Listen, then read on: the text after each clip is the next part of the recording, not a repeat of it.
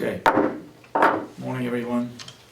I'd like to call the meeting of the Board of Commissioners to order for March 23rd, 2016. Pledge allegiance to the flag. I pledge allegiance to the flag of the United States of America and to the republic for which it stands, one nation, under God, indivisible, with liberty and justice for all. We have a motion to approve the minutes on March 16th. We get them on. Any corrections? No, there weren't, I don't believe.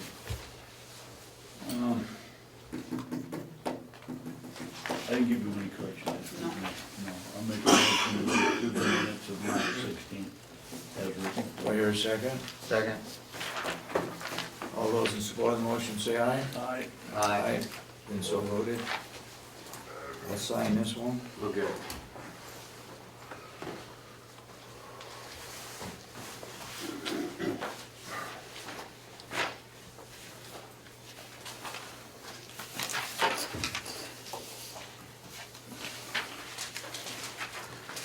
Yeah, public input? Yes, Damon. I talked to David Babson yesterday. We talked about the delegation meeting, and one of his main points was Representative McConkey had opposed efforts to bring the cooperative extension into the old nursing home unless the extension paid for it, which is not within the realm of the extension's budget. Correct. And I just wanted to see what you felt about the meeting and McConkey's newfound enthusiasm for cooperative extension. Mr. Chairman, we're gonna bring that up in the discussion of the fire Okay. mayor if Damon has time. This is public input. Hopefully you'll stick around. Yeah, okay. I do have some comments that I'll make. Oh, boy. Anybody else, public input? Seeing none, we'll open up the bids. There's only one. And that's the one that gave the presentation.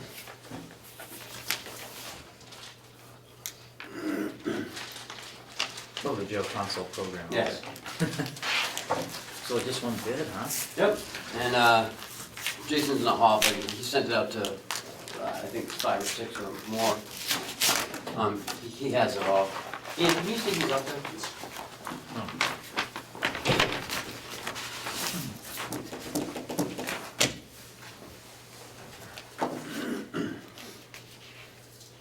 Did we? Ken Warwick, President of Alternative Solutions Associates out of South Hadley, Massachusetts.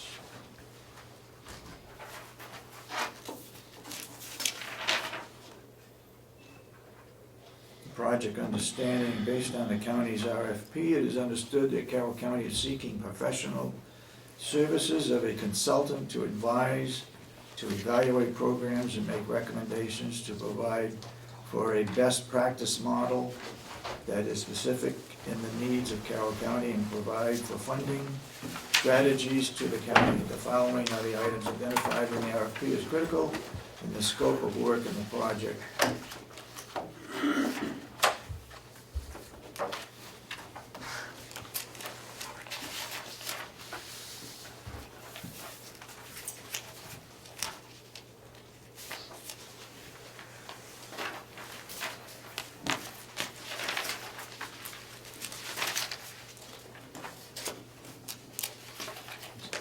Did any of the other companies, if you're taking a look there, did any other companies respond just like and say no thanks and give us a reason why they just didn't respond? Because we only got one that came back. So So the RFP specific says has to go to the business office, so I don't see it.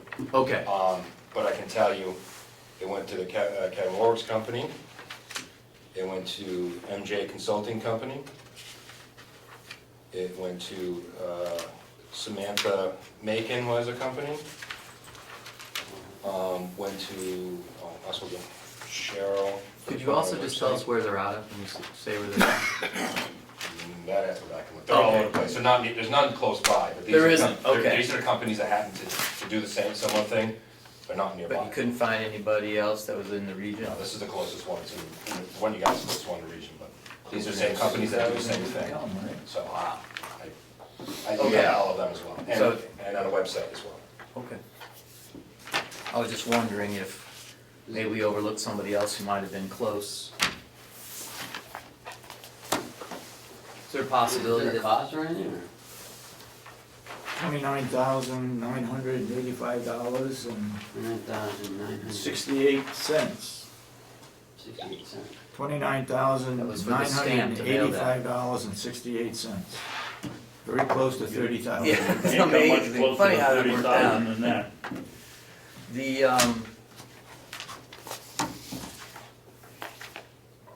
Did he also send us an electronic copy? No. No.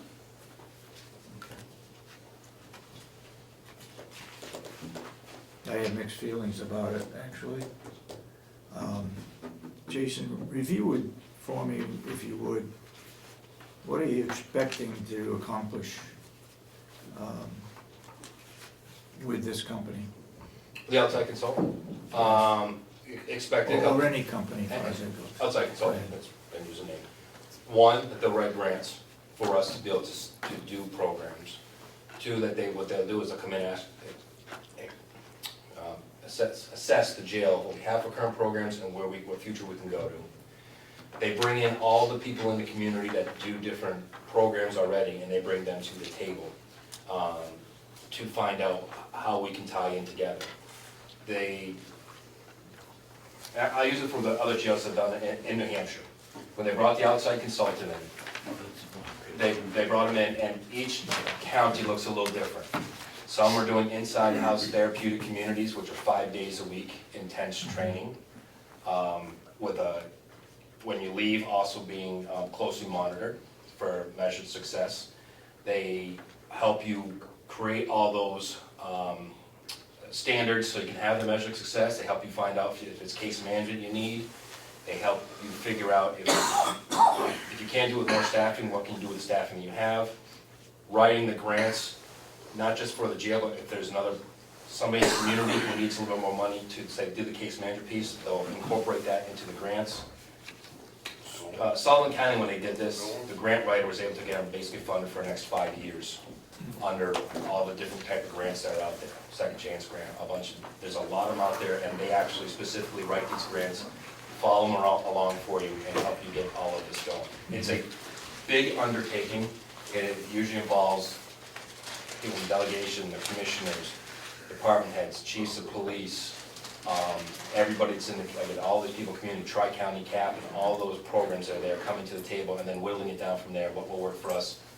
For most measure of success, to hit the targeted people that have substance abuse, mental health problems, and getting them a sustainable long-term program to get them back on track to hopefully not return. Basically, they're gonna do everything. It's a lot of work, it's a partnership, it's a lot of work on our end too, but yes, they bring us together, tie it in, they put the plan together with you, and they stick with you to write those grants, those kinds of things. So Is grants this- come out next year. Is this just one individual that'll be working on it, as far as the firm is concerned? Don't know, depending Don't on know. whatever firm you have, they may have more than one person in that Ken, firm. would you give that to Jason, please? I would suggest to the board, and you can correct me if I'm wrong, that we put off the acceptance of that bid until next week, until Jason has a chance to go through it and make sure that what he had just told us is also included in that proposal, okay? Yeah, and that's not just the yearly, that's in the scope of work, does it list like the time frame that his dedication for that bid would be? I mean, you said they're with you through the whole thing, so. Since you just opened it, I'll have to review it. Okay. Would you make a copy of it and leave it downstairs on my desk Yeah, for me? Yes. maybe So I I can give it to them? Yep. Thanks. Yeah, if we can get an electronic copy, so we can just get. Yeah, well, I'll scan it and I'll send it. Okay. Yep, now I can go through it all. But is there anything, Mr. Chairman, is there anything that we should do to help elicit more responses? Is there anything else we can do to get anyone else to respond? I think now that we've opened that bid and we've given, well, it doesn't matter, I suppose, but we've given out the cost that they, that's in their proposal. I'm not sure if it's fair to other companies to now put in a bid. The other companies could undercut. Well, I think it's Well, we public have knowledge to what give was the other appropriated. gentleman an opportunity to rebid too. Okay. What? I said we'd have to give the gentleman the bid a second opportunity. if Well, I we guess go that it's way. been put out for at least 3 weeks, and it's been on the website, it's been to these other places. Are there many companies that do this kind of a thing? Not many, not necessarily, more than, I mean, your larger jails are Midwest to the other side of the country. Yep. So the East Coast, there's not many. You know, I think the one close one was like in Jersey was one of them. And I talked to someone in Kansas City, but he does like big jails. Yeah. So, what was the total number we sent it out to, Jason? 6? 5. I don't see how we can do much more than that. I mean, you can't force people to bid on stuff. No. We're not exactly in what we call metropolis area, metropolitan area. Yeah. Do you have a copy of what this gentleman did for us the last time? You talking about the NIC audit? Whatever Ken Warwick did, to me, Kevin, or, Kevin, okay. To me, it didn't amount to anything. I'm not sure we paid for it. you talking about 2012, the NIC audit? That what you're talking about? Yeah, no, you didn't pay for that, that was through NIC. They came up, and I've given it up, but I can give it out to you again. That was just a study on what programs you already have in there, especially the T for C. You saw the packet, the Kevin Moore packet. Okay. And that the jail needed more programs at the time. That was the. That was Online? basic outcome, if I'm correct, Lieutenant Phillips. Yes. That we needed more programs, and that's the direction we need to go to. At that time, the superintendent was looking at more of a therapeutic community, kind of like Sullivan County was doing. But there was no appetite from the county at that point to move forward on things that might have cost some money or other things. Where using an outside consultant, which would help us write those grants and get the grants, is more, or I like to see us go, because then we have grants that get us going. And within reason, a sustainable one that if that falls through, something we can still continue on doing. They have a new drug czar now in the state. Apparently, Jack Wozmak resigned under Oh, really? pressure. Yeah. Yep. Yeah, it's a younger individual. The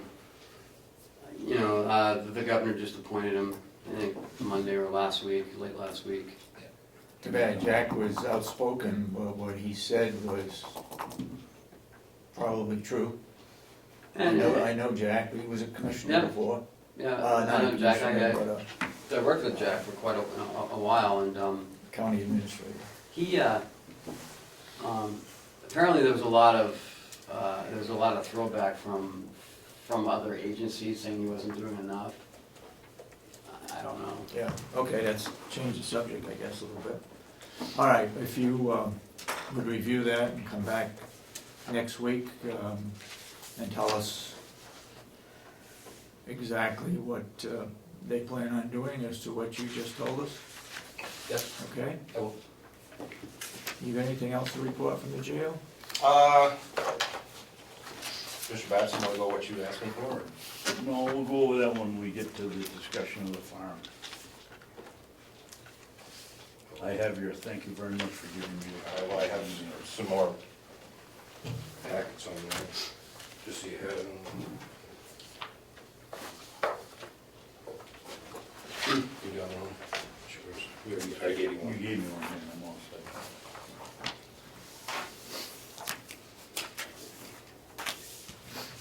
So I'll skip over stuff we had discussion on the farm for, but I will put in here, one of my letters does talk about the importance of us joining the Association of Counties and why we need to have it for our certification. I was asked by Excuse me, Jay, which one is it? Second page? Second page. Second I also attached the academy schedule, which a representative McConkey asked for. It's a 5-week-long academy, 200 seat hours, with testing to get our certification. I also have a letter here from Ted Purdy, who is the Sullivan County Nursing Home Administrator and President of the Nursing Home Affiliate, talking about the importance of the counties being involved with the Association of Counties, Thank you. which I have for the delegation on Monday. Working on some other stuff for the delegation. Ken gave up me, which I know he's bringing forward, through the Association of Counties, savings on prescription drugs, Association of Counties. It was talked about this past meeting, how we get our electric rates as cost savings Association of Counties. There are other things through there as well too. I'm trying to put together to have a list for Monday's meeting as well. But I want some outside sources, not just us to say why it's so important, but let's give perspective of other places. Beyond that, there's a thank you for a change class. I'll let Lieutenant Phelps talk about how that's going real quick.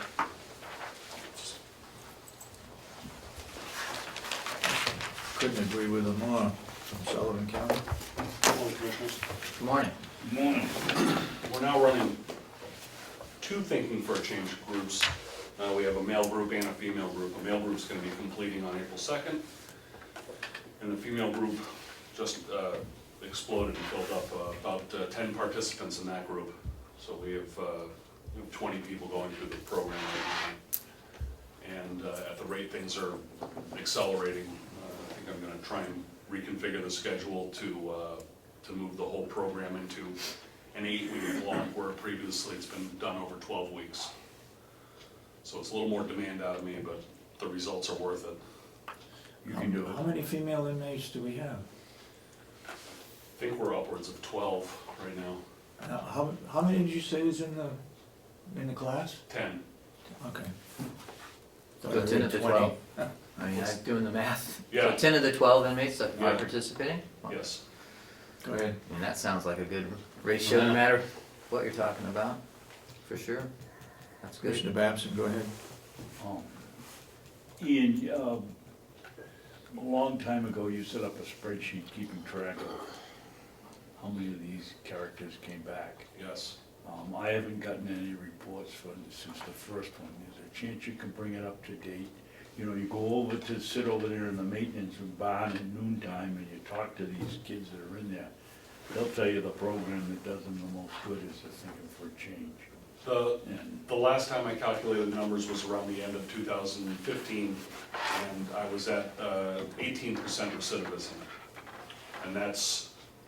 And the only standard. That doesn't, you know, 18% is good, but is that 3 back out of, That's out of the. we've had at least 50 or 60 kids go through it. Yeah, out of the just over 50 that have completed it, we've had a return of about 10 or 11 people. And how many of those were, well, I know one of them thought he was supposed to be somewhere else and so he wasn't there when you called him, but he was back here for about an hour and you let him go. How many of these are that type of, and real people that are people that have really broken their parole? Half of them are probation violations.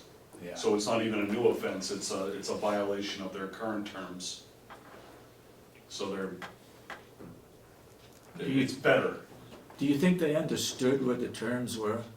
Of their probation, I couldn't comment to that, And do we know I think they're all gonna what the say- violation is when they come back? I would have to Is it look at each stated? one individually. Right, but when they come back, is it stated why? It they often is, violated? yeah, there's a variety of rules in probation and they're, So it could be They're something as numbers. simple as not coming back for curfew, Yes. not going to a class, maybe their car broke down. I mean, you know, it's That's not like they what I went out was and robbed a asking. bank or something, it's. yeah. Back when we started it early on, Ken, we had 2 that came back, or 3 that came back, and one of them was a kid that thought he was supposed to be one place and he was in another.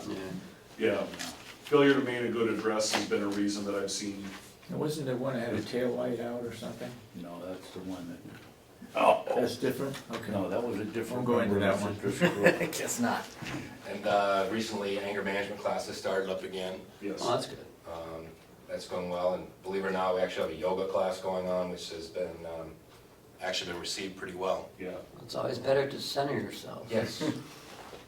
Can everyone that's in the House of Corrections participate if they wanted to? In the Thinking for a Change, Any programs? Some yes, some no. Thank you for a change, you gotta be, the sentence has to be long if they're gonna do 8 weeks to begin with, and you can't just drop into the program, you gotta come from beginning to end. It's not a drop in, drop out. So if somebody was going to get out halfway through your program, they couldn't take it? They may not be a good candidate if in the assessment process, each person that participates has an assessment to determine their risk level and their needs level. If they're high risk and high needs, and by that, we mean, are they likely to reoffend? Is this gonna be a repeat customer? We wanna give that person, I mean, I don't want them to go out and do something just to come back and finish the class, the no, course. no, But wouldn't it benefit whatever they get out of it, whether it's 3 weeks or full If- course? if someone chose to be high risk enough, we can talk about, working with them one-on-one to complete the material. I've done that on a couple of occasions already, so that they get the information before they leave. And the other option is, maybe they're not released at their minimum date, if it's close enough. Maybe they stay a little bit longer, another week or so, Uh-huh. to complete the material. And if they're going on probation, probation can also continue the program as well. Yeah, They have the program for continuing it. In this particular class, is it every day they participate, or is it twice a week? right now it's twice a week. Twice a week. And how many hours a day? Twice a week? Each group runs about an hour and a half, sometimes it runs longer. Is there any reason why that couldn't be speeded up? That's, I think, the plan going forward with the next groups is to bring it to 3 times a week, which will bring it down to an 8-week cycle. Is it a problem of they've got a conflict where they can't participate every day? Or No, they, It's, or they can't He's the one- absorb everything? No, he's the one that's teaching it, there's only so many hours in a week between all his other duties that he can do to even teach the class. I mean, Okay. this is part of getting outside consultant of really looking at what do we have for staffing level numbers to change, do we need a halftime person, can we partner with somebody in the community? It's looking at the bigger picture, because all of us have, I mean, he's a PREA coordinator, prison elimination right back coordinator, he's in charge of supervisors, all outside programs, inside programs, teaching programs, oversees the electronic monitoring, oversees mental health. Is there a priority in your job description? it's a triage environment. We take the most pressing issue when we walk in the door, I'd say. Apparently you're doing a great job, Thank you. but it's too bad we can't speed it up somehow. But bringing it down to 8 weeks would be helpful. Yeah, That's gonna bring 12 to 8 is gonna be, and give that a try. Again, remember, this is also a group setting. That's one reason why you also wanna look and see if people leaving, because you change the total dynamics of leaving the group. He did try one time a drop-in session, that did not work out at all. It really, we came back and talked about, it was not good for the group, it was not good for the program. Excuse me, Yeah. Jason, drop in being, they're out on the road, they're out working on a job, No, and they come back here for the hour? or- no, they were gone for like a couple weeks, and then they come in the middle of taking these, of the 8 weeks or 12-week program. Picking up, open enrollment. Open enrollment, it doesn't, he tried it, it doesn't work. We are trying to get more people trained as well. We had one other person go down to it. Ian is now a trained facilitator, so he can teach other people, teach the class again, but it's having time for him to do it. We're sending a couple more coming in April to go over the T4C class, so there is hopes that maybe some of our other staff members might be able to teach some of this, but that's a little more difficult because they work the floor. So right now, you are the instructor, you do it all. Yes, last December I attended 32 hours of training to become a certified facilitator in the course. Okay. The biggest thing I took away from that was that the way the course is designed is the way it needs to be presented and to maintain the fidelity of it. across the board and nationwide. And when it's done correctly, it absolutely works. People can't help but think for a change when they're done. Yeah, A lot of jails are using it, Coas County's even now looking into it. I think you're going to have some point to speak with them Yeah. on the thinking for a change. mhm. Again, you have to have a staff member or an outside partner to be able to teach this, so those are things too. And the kids that are taking it, you go over there and sit down with them at lunch, and when they get to know you and they talk a little bit, they'll tell you it's the one program they've gotten the most out of.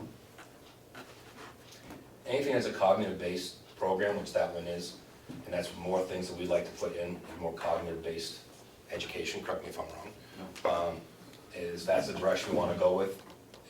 There are more programs out there, it's just a matter of we have to get people trained, put together a schedule, and that's working with somebody who can help us all this, and getting, like I said, the money to kind of get this rolling, and who's going to do these pieces. But I'd love to see the consultant look for funds or grants to have a teacher on small engines, on woodworking. We got all the woodworking equipment, and I'm sure we've got tools over there. There's two programs, I think, at least the male, maybe some of the females might be interested in it too, but And that's one thing, consultants, we would sit as a group. I would probably take the small engine course myself. You need it. I need it, you're right, that's why I said it. Go ahead, I get some other questions. go ahead. How many do we have out on bracelets right now? We have one on administrative home confinement, and there's one. Does that mean, in your language, does that mean a bracelet? Yes. Okay. There's a second person on a bracelet that's under a pretrial status. It was an agreement with the courts for monitoring. We're providing the bracelet, they're paying us for the bracelet. So it's, they're not under the Department of Corrections, we just hold the bracelet and report as needed. Go ahead. Jason, it seems a shame to me that we're sitting over here with an empty wing of a nursing home when we got one or two kids every once in a while that get out of the house of correction, out of the big hotel and need a place to go. What would be required if we were gonna turn that into a 1 or 2 room transitional boarding house for?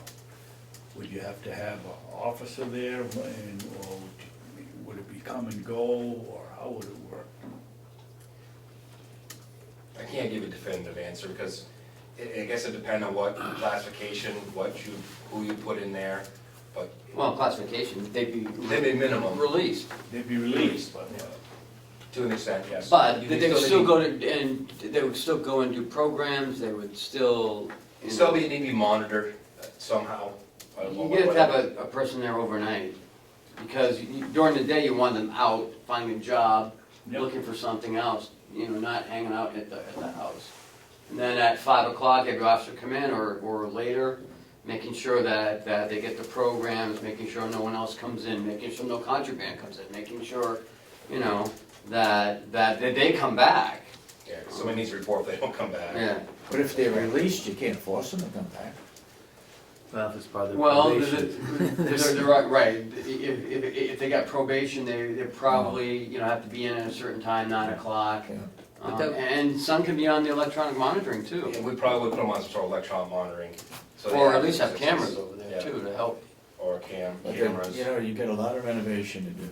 We closed that facility because we didn't want residents to be in there overnight. Office space is fine during the day, but when you put somebody in there 24 hours a day, you got a problem.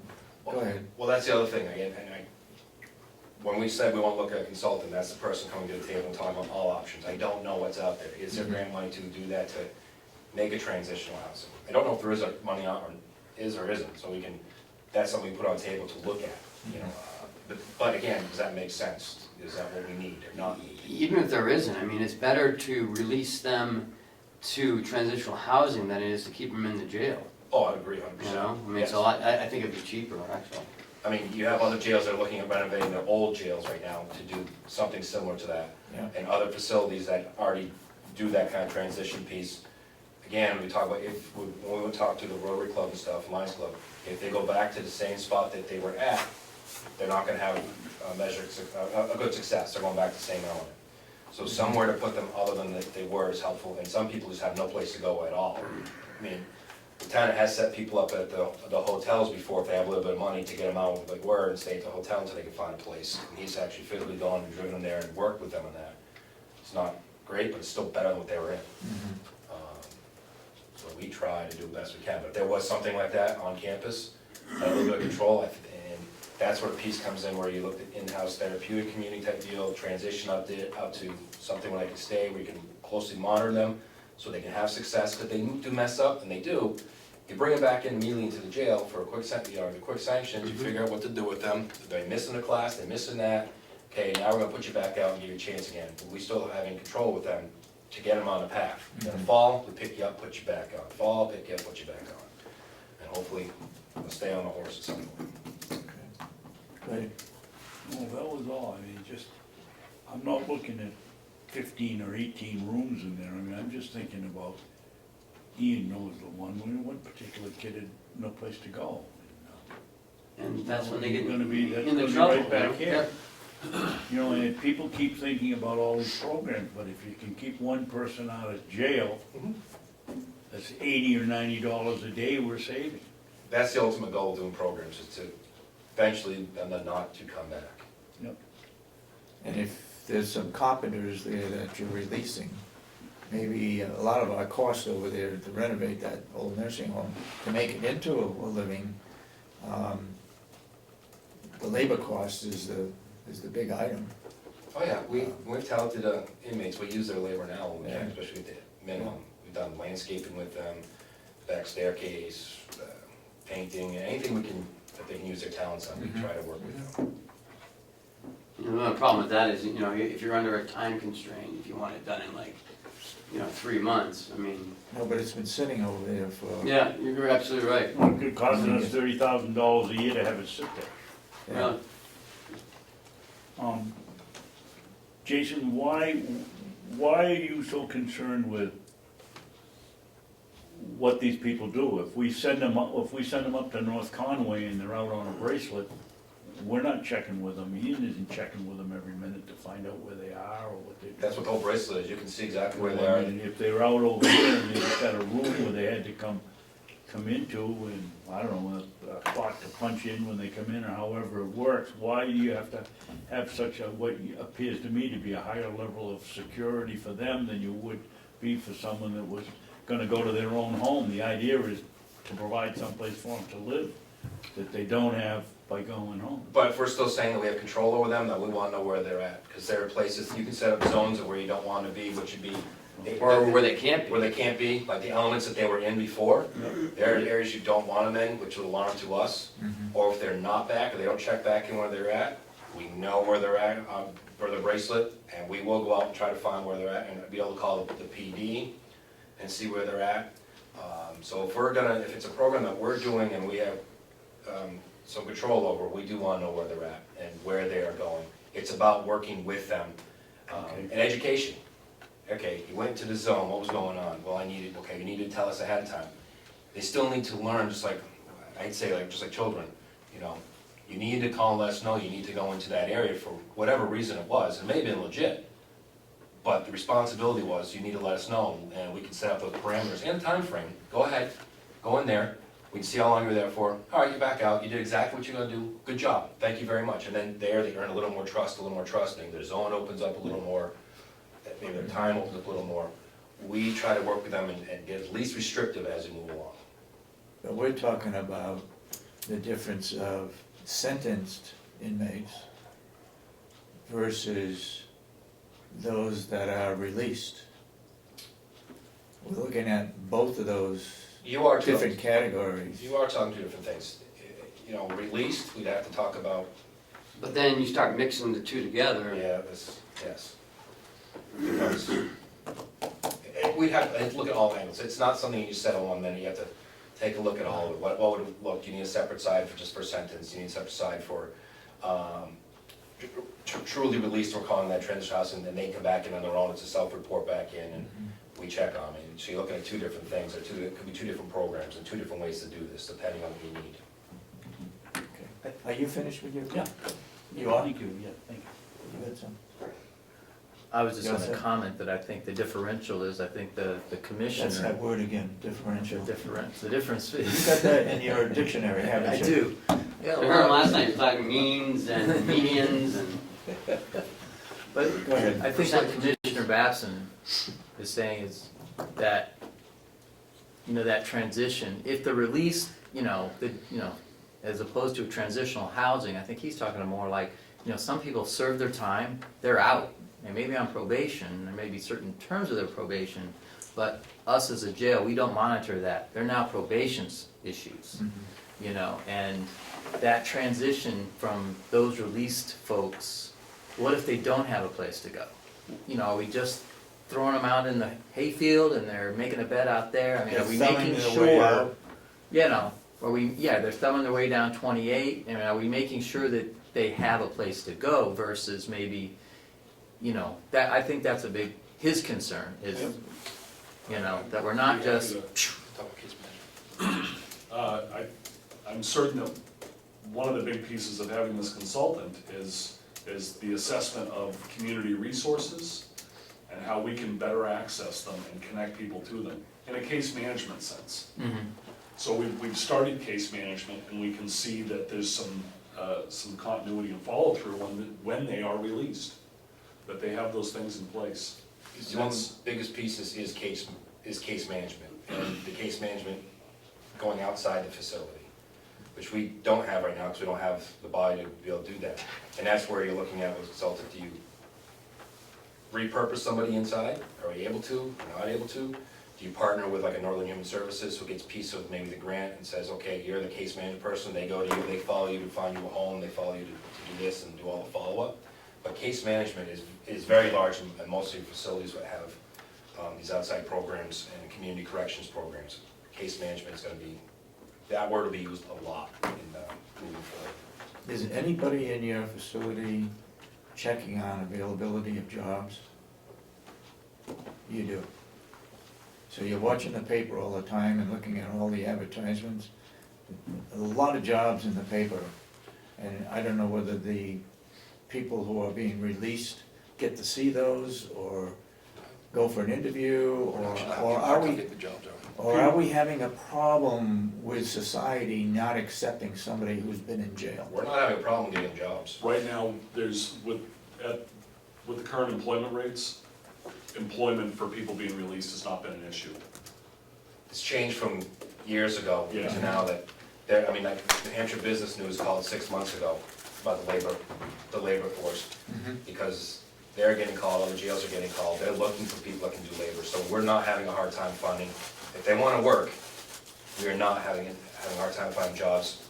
Lieutenant Phillips has several partnerships in the community that are always looking for people to work, so that's not an issue. I was contacted by GI Plastic in Wolfboro.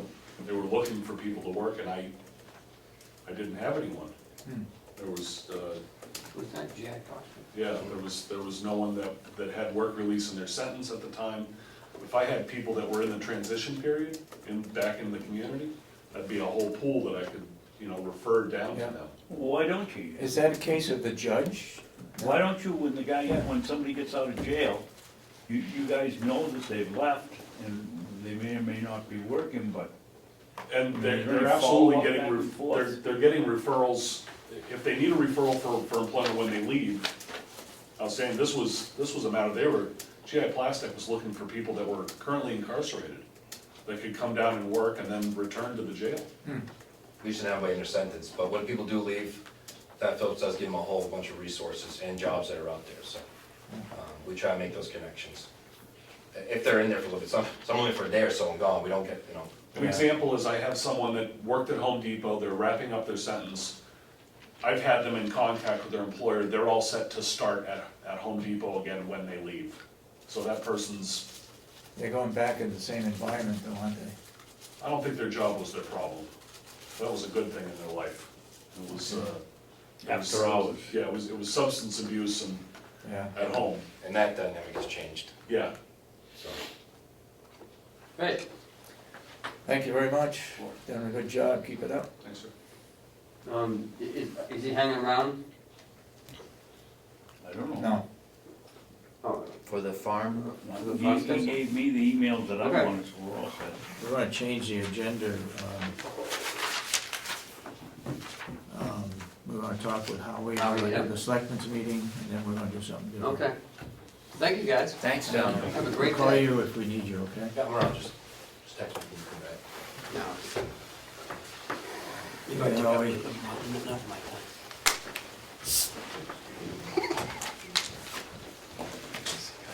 Good morning, Howard. Commissioners, good morning again. Good morning.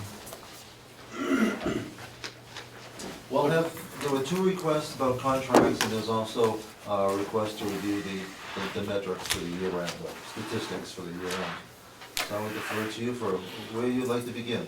Doesn't matter. Well, let's go with the year review and then. The year review. So you should have the Page the two. number sheets. The most important ones, of course, are at the top. What page you want on that? This would be page 2. Okay? And this is the revenue for the year. And, you know, we came in revenue $560,000 over what we had budgeted, so we're, you know, up 5.3% there, so that was a very favorable event. Where's that? That would be Second line down. fourth column from the right, at the bottom. Fourth? Oh, I'm seeing. Other way. Okay, So we had a good year, you know, revenue-wise, okay. being 5% up. And if we jump immediately to page 3, to see how we did on the expenses, in that same fourth column from the right, in this case, red is a good number, because we came in under budget. By 362? Correct. And I'm glad to say that for year-end figures, these are completely the same as the finance office figures. So there's no, year-end, we don't have the accruals, everything is caught up, so these figures match Chuck's figures. Okay.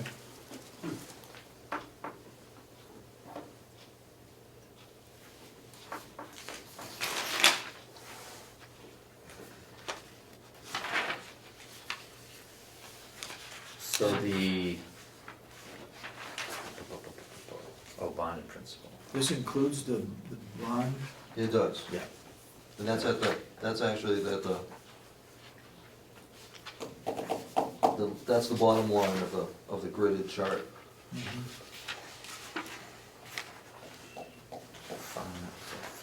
So it came on essentially $920,000 under budget, Projection, yeah, because we're greater revenue and less expenses and budgeted. than budget. Doesn't mean it made money, but No, and under budget. and you'll see later that we still lost money, but we lost a lot less than we thought we were going to do. In fact, we do very well compared to other county homes. Is it possible to break out the bond and the principal in the future? Like the principal payment and the interest payment, I'm sorry, I didn't say that correctly, like have a line for principal and then have a line for interest. Oh, definitely, there's the principal. It's broken out on, Yeah. it's Yeah, an well, I extra. just combined it because quite frankly, because it was easier, because the interest changes, but I think the principal's payment stays. Yes, stays it's true. 1.107, something like that. And plus, just looking in the future, I mean, our first objective is to break even operationally. Then our next objective would be to break even and pay the debt service, which would be the interest. And then our next goal would be to see if we start digging into the principal, which would be beyond an amazing feat. That would be beyond an amazing feat That would compared to be. any county, but that's just why I wanna see it broken up. Because we come out pretty close, and you see in some of the other slides, if you take out principal and interest, We're getting there. We're getting very close, but you can't turn your back on $1.8 million. So that's a real expense. So the principal's 1.175, and the interest is, this year is 659,469. Last year is 688,844. So, But I will list those separately, so we can track them, that's. Yeah, if it's possible, I That- mean, That's easy, that's the It's not beauty too of difficult. a spreadsheet, we can customize it, it needs to work for you all. And how, if you need the interest projections, I've got them. Okay.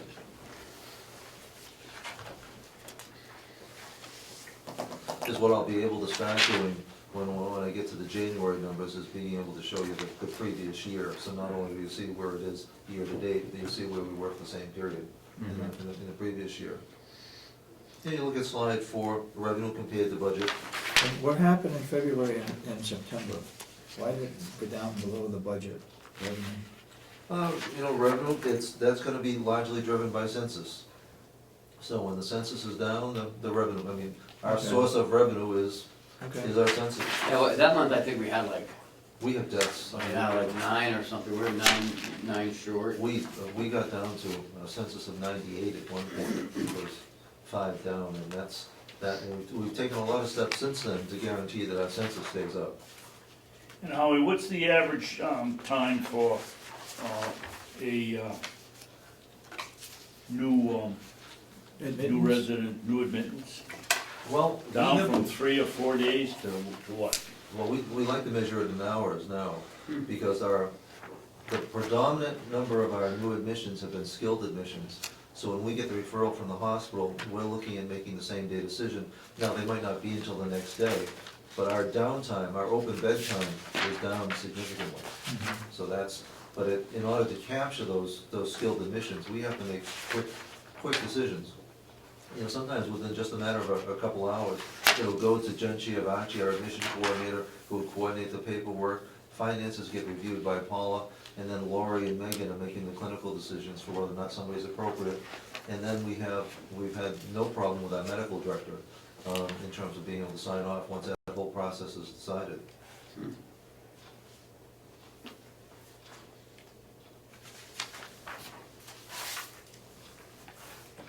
so I just wanna jump back just a second though. So, because I think it's an interesting point, is that, so operationally, this year, if you take away the bond payment and interest, then what was the operational cost of the nursing home? So let's take a look at which chart would that be.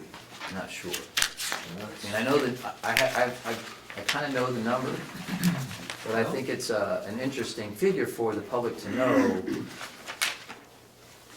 that discernment, because the bond, it costs, 1.1 million for the bond payment and 680,000, I think it was, for the interest. Let's look at page 10. Yeah, Oh, if you okay. look Oh, further where it was. along, you got without bond projected.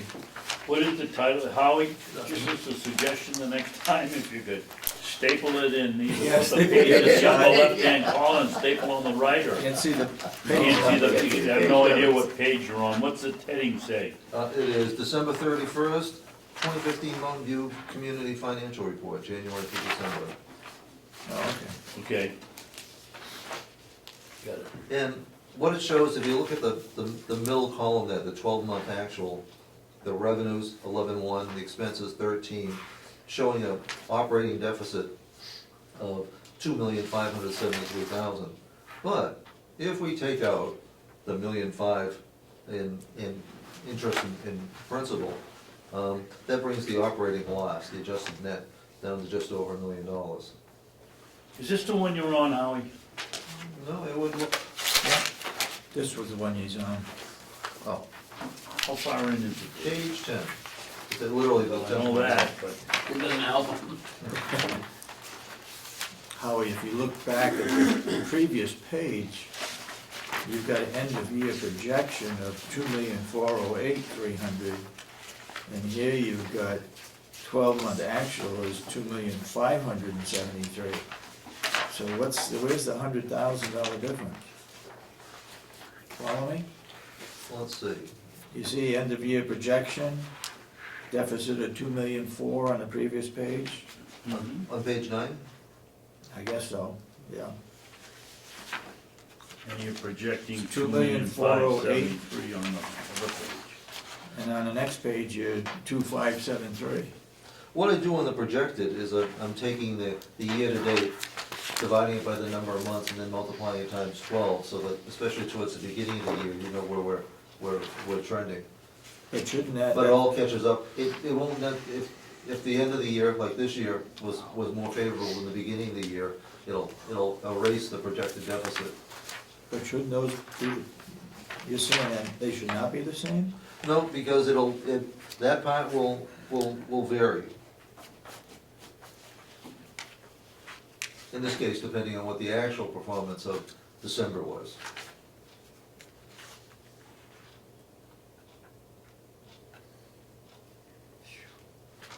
Well, then you look up at the next line up on page 9, year-to-date total. It's the same figure, and you got all the actual revenue and the whole works in there, but you still got 2,408,000. And on the next page, it's 2,573,000.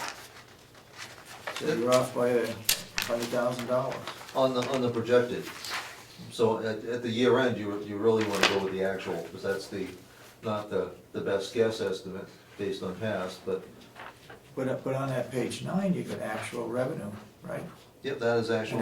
And actual expenses. Correct. So why wouldn't that figure equal the figure you got on the And the net? 2,573,000 versus 2,408,000.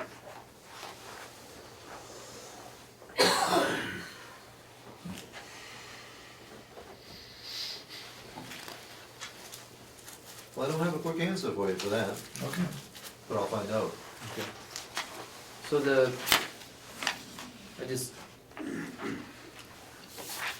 I don't mean to pepper you with questions, I already took you off your page and off your That's okay. off your mark there. I didn't mean to do that. I thought it was gonna be part of the analysis of the page we were looking at, so maybe we can get to it. But I just noticed on page, I think it's 10, the bond interest and principal, it says the 2015 budget was 1.8 million, but then it says the actual was only 1.5 million, and I don't understand why that number would be different.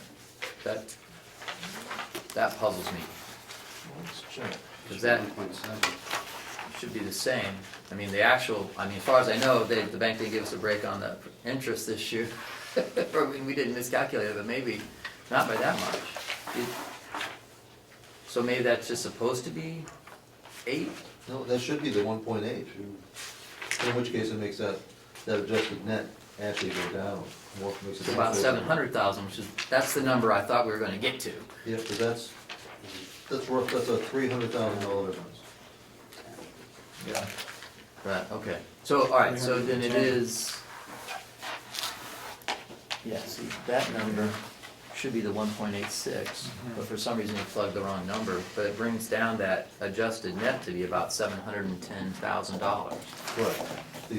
Of the operating deficit. of the operating cost. Okay. And I'll find out that too, find out why that, Right. but that at 12 months, that should equal the budget, because those numbers don't change. Right. And that's our first goal, is get that down to 0. That's, yeah, and that's, it's not, it is not impossible. Once you get down to $700,000, it's a lot of money, but it's not insurmountable, especially that we're tracking pretty well with expenses. Average census per day for 15 is better than 14. It is. Yeah, and get you back on your mark. Everything's going up. Skilled, Medicaid, private pay. So go ahead, Howie, I'm sorry, I took you off your mark, why don't you? No, on the next page, page 11, 2015,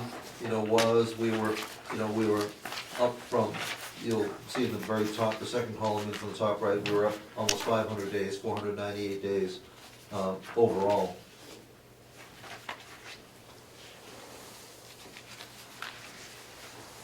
Which is always very favorable.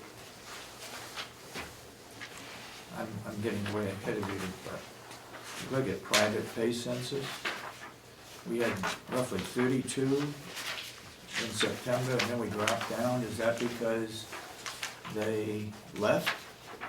No, they might have gone to. They could have converted to The Medicaid, Medicaid. or they could have died. Okay. Because if they were private, the only people that we have being discharged to home would be skilled, would be Medicare. So we would not be private pay. Okay. It's most likely. 2015 is far better than 2014, that's for sure. If you look at the chart though, it looks like, September and May are the, I That's, don't know, there's something that happens in September for some reason. we had I think we had five deaths in a 30-day period, and that's. Yeah, that's- but even in 14, I mean, look at 14 and 15, it's like September, there's something happens in that month for some reason.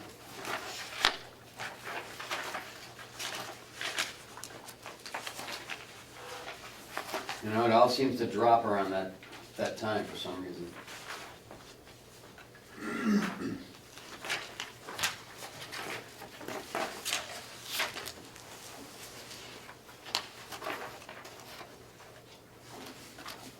Well, Howie, it's nice to see that skill's going back up again.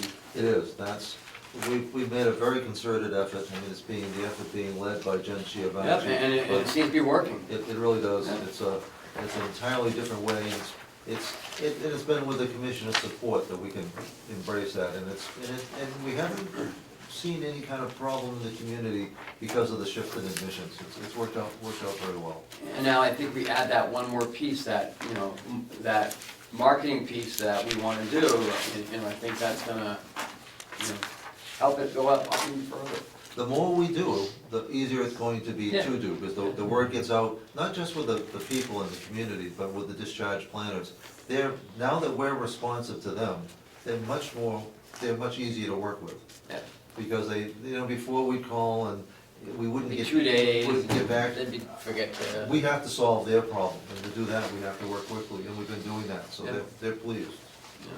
If you look Nice at job. total admissions per month, the month of September was one of the highest ones, like 11 people. Which is amazing. That's a lot of admissions. So if something happens that month, people either pass or they're, well, they're not discharged. Well, when you look at July and August, there were discharges. We had discharges in July of 9, then 8 each Wow. in August and September. Yeah. Now 16, that's 27. Now, some of these discharges are discharges to home, but they still leave a gap that has to be filled. Yeah. This was a busy year in terms of 62 total admissions is a lot for us.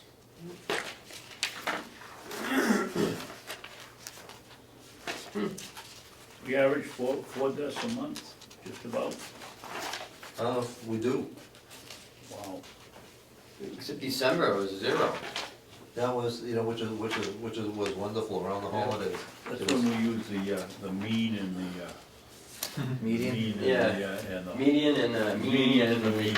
And the differential. percentage and the differential. Take that top, low number out. Yeah, we just throw that one away. Gotta dazzle them a little bit. But there were 7 deaths in July.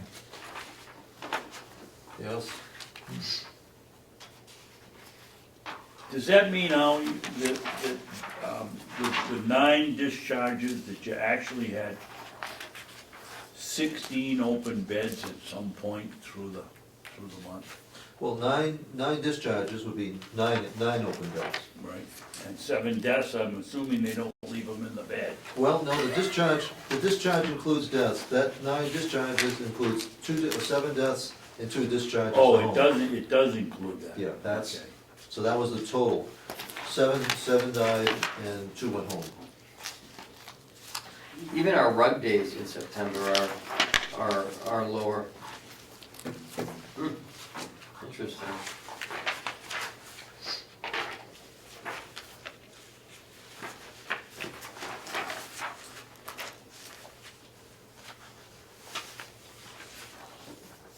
I mean, that chart on 25, I mean, that shows it. July, August, and September are, this is a case where high numbers are bad numbers. That's the total discharges. The cafe, we're basically taking in almost $30,000.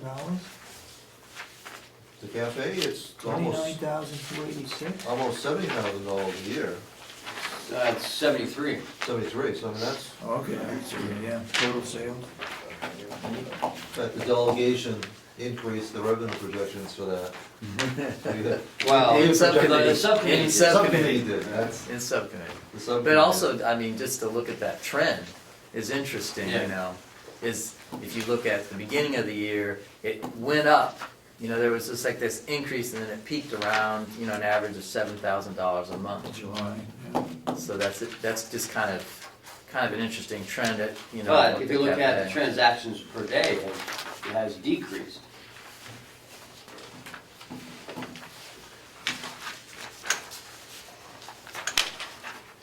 Well, And credit card sales went down. We're only averaging 80 transactions per day in the cafe, that's not a huge number. That's, if there's an opportunity for growth, it really isn't gonna be in the pricing, it's gonna be in, well, how do we bring in more people? I think one of the answers is how we, instead of at 1 o'clock shutting both doors, and people think you're closed, I would think we'd be, there's people working in the kitchen, that if we're late getting there, they take care of us, that, you have the appearance of it being closed more than it's open. Well, and that's something we should look at, because, you know. Why don't we just leave it open? I mean, If people an can extra still half buy hour. a drink and they can still buy salads and we don't have to make hamburgers, but. We actually have a second terminal in the kitchen, so that nobody has to run out to the front door. Oh, okay, because that's what I was gonna say. So we don't need to have a cashier at low volume periods. So maybe that's what we should look at. Because Leave it if we could increase our transactions per day by 10%, you know, then Just even leave though the it's doors modest, open, I think it automatically. it does add up. Well, that's critical information. If you have the ability to not man the cashier station, there's certainly no reason not to have the grab-and-go stuff Yeah. available. Because, you know, a person who's just back there, this person just has to go, hey, I mean, I guess there's pilferage would be an issue, but over there, I don't think we need to worry about it, 'cause it's mostly employees. And we have cameras galore, we actually have good So. security in the cafe. And that's- there's a little bell there, just ring the bell. Hey, Yeah. you know, I want a sandwich, I mean, I want this salad and the drink. Yeah, You know, it's an extra $2.50. You That's know, it. Howie, I've noticed that some of the people working on those cash registers don't seem to have a real grasp of how the mechanism works.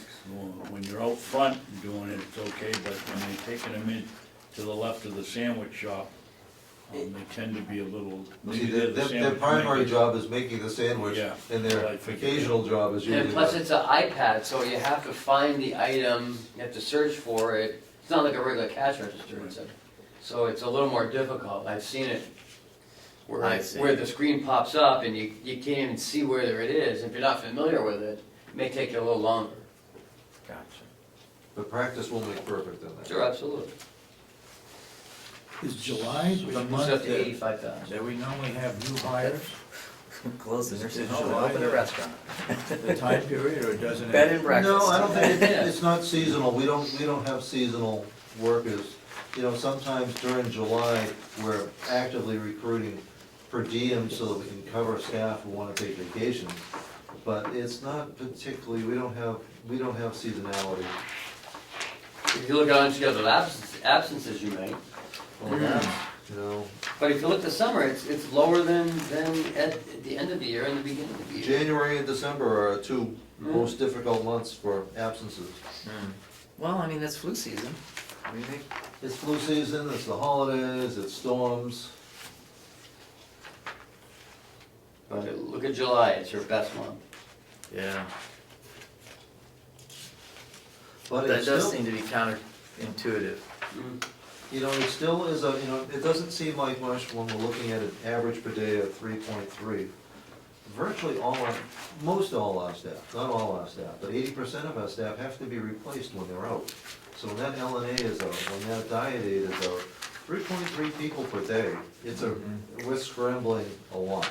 It's a real challenge. Most of them are actually in nursing, so Elaine has her hands full.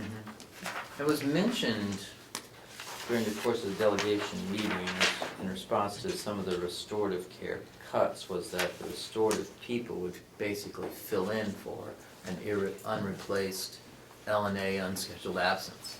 Was that, you find that to be? They do on, they have on, I don't wanna say rare occasion, but it's not often, because we never want to scrap the restorative part. But when our back is to the wall, we have to get basic care ahead of, advanced care. Okay. So So you don't, I guess making sure that wasn't like a go-to thing, and now that's gonna be a big issue as far as getting that first level of staffing in without the restorative care. Well, it's gonna complicate it some, but it's not gonna cripple it. I mean, that was never a dominant source of replacing. Well, you are getting another LNA to help with that. And so- that will make a big difference. Yeah. Okay. If you look at nursing agency use, in September, we had 15 at almost 9,000. Well, But remember, in we don't, October, we had 9 at 15,000.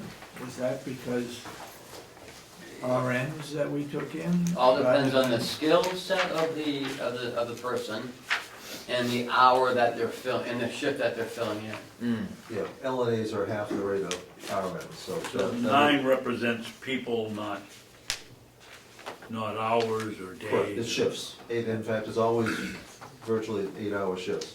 And we have a new person who started already? Started Tuesday night, a traveler, Traveling. which is half the cost of agency, still more than regular staff, but she will be here for an 8-week introductory period, and will work as many hours we want, and we don't get charged overtime. So it's gonna buy us time on nights, it's gonna reduce our overtime, it's gonna reduce our agency, and it's gonna get us time, hopefully by the time that this first engagement is done, we'll have a full-time night person. Howie, tell us about what happened. I was under the impression somebody was coming here and they canceled out. Yeah, well, How did they find this person so fast? well, we're not talking anybody, they're not finding anybody locally. This is somebody Oh, I coming in understand that. from Michigan. I understand that. But something happened apparently in her family, some kind of crisis, and canceled the same day that she was supposed to be here. Which was frustrating, so that it did take them 3 weeks to find somebody else, but that person was to be here Tuesday night. I haven't heard yet how that went, so, but we're optimistic. But they are here. They're here. It's the first step. That was, and it's gonna save us money, buy us some Yeah. time, and give us some continuity of care, and give, interestingly, times have changed. I'm sure most of you remember the days where people would fight to get overtime. That isn't the case anymore. People don't really always want overtime, and they get tired of working overtime, so we've been stretching our night staff who have been filling in and covering. They don't enjoy working the extra time. And we can actually burn people out by pushing it onto them. It isn't like the old days. So, Chairman? Go ahead.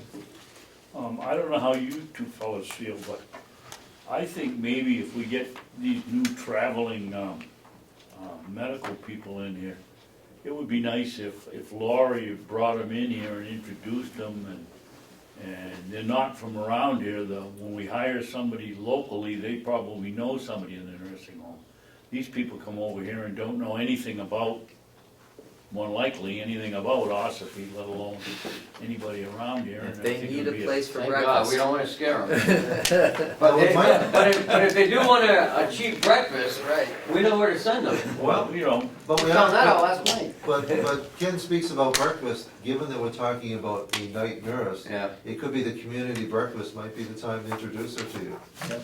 Because it'd be easier to hold over a little bit than it would, nobody's gonna wanna hold over a couple extra hours after they worked all night to I don't blame come for a you. meeting. But maybe the next community breakfast, we can I arrange would a, dispute that, Howie, because we only meet once a month on the community breakfast, and they could be here 3 weeks, and, maybe they'd like to meet other people here in the community. They're gonna be here for a minimum of 12 weeks, and it'd be nice to know where to go to eat, it'd be nice to know some of the things that they might like to do, and, Well, I'm sure that as they work in with their staff, they'll get to know them. okay. Yeah. Well, I commend the commissioner for thinking that Absolutely. perhaps our HR person though, that would be something we would speak to the HR person about, that now we're having people who are literally just moving in, and maybe part of that orientation would be Welcome to the area. a welcome to the area, just, a modicum of that. Courtesy, as Yeah. far as I'm concerned. Now these folks already have housing when they get here, right? It's one of these mysteries. We don't know what arrangement the agency does. They put absolutely no burden on us. They don't say, find something, do something. They take care of it all. Oh, so maybe, I saw a pop-up camper in the parking lot. I didn't know what that was when I came in, but, Dear. okay. Oh dear. Saw someone sneaking out of the old nursing home too, but it's, It could be anybody. no, but they actually, they do it, they take care of the entire. So they assure that the person has housing and. And whether they do that by finding it for them or giving them a housing allowance, we don't know. This is our first time, so we're gonna be talking with this Okay. person to find out how they actually do it. Right. Holly, I made a suggestion here a couple of months ago. I'm not gonna use the name of the facility, but we wanted to make sure that that wasn't where they were sending the nurses. And was that done? I don't understand. I'll tell you later then. Thank you. It looks like our private pay is looking pretty good this year. It is. Nice job on that. I mean, it hasn't been that high since, well, probably 2010 or longer. And you can see where like our skill has really gone down. And Medicaid's pretty much, well, that's dropped as well, but the private pays up, so.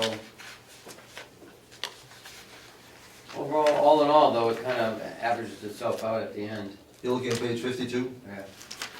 I don't know, whatever. Those two, the two last pages are maybe the most helpful to you. They're actually new. And it shows the next to last page shows a comparison from 2010 to 2015. Can I ask you a question? Was 2010, were you still in the old building? Yes. Okay. Yes. Because you had 28 new admissions, and then in 2015, you had 62. Huh. Now what happens, Yeah, we got them during 2010. well, the number of beds stayed the same. Right. So that didn't change. What happens, you'll see, the number of admissions will increase as the number of skilled admissions increase, because that length of stay is shorter. Oh, yeah. So shorter stays, more admissions, more work, but also greater revenue. And the acuity of the patients has progressed over time. Well, it does, higher acuity, and what we're gonna see, in the past, we had, residents that would be with us 10, 12 years. Those days are gone, even for long-term care admissions. That's, people are getting support in the community, they're looking at assisted living. By the time they come to us, their situations are gonna be much more advanced than their predecessors of 10 years ago. Very good. And the last page is just showing you 2014 actual, 2015 actual, budget and actual. I think that the bottom one is supposed to actually say budget.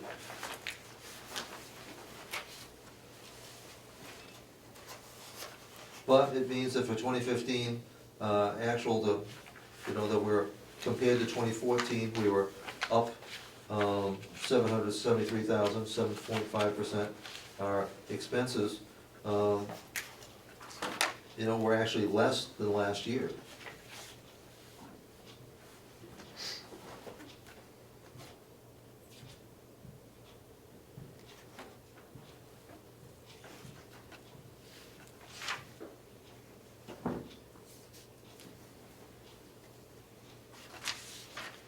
Do you remember in the subcommittee, we talked about the bed tax?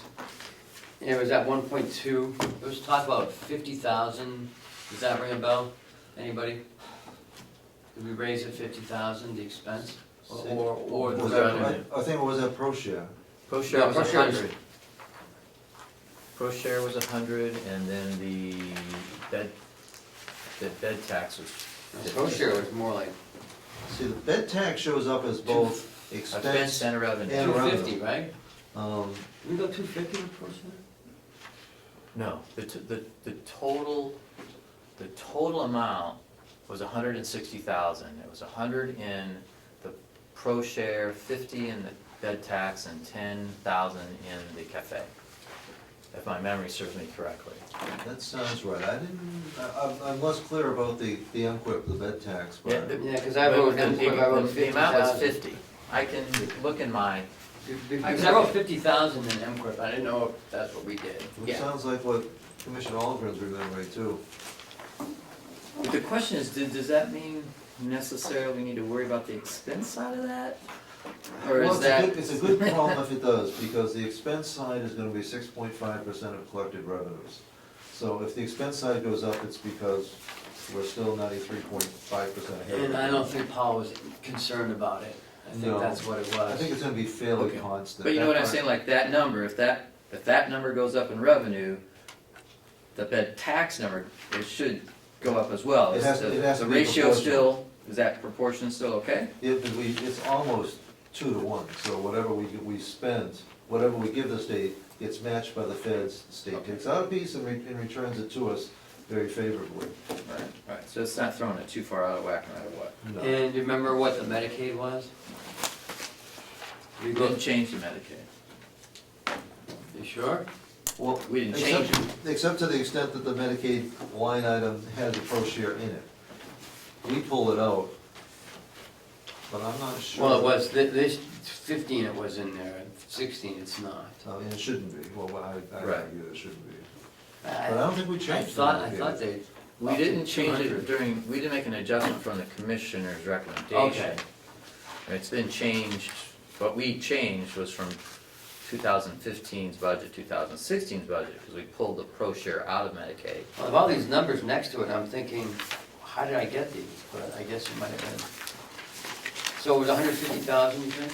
Or It 200? was 100,000 was for the pro share, and then 50,000 on the quality assessment, .045. That's MQuip, Which is the bed tax. right, so that's 50,000? Yeah, and then 10,000 on the cafe meals. Right, I have that one. And then so the total is now 10,860,000. So the pro share was 100. Yeah, Okay. Now, I can do a little bit of politicking with you here.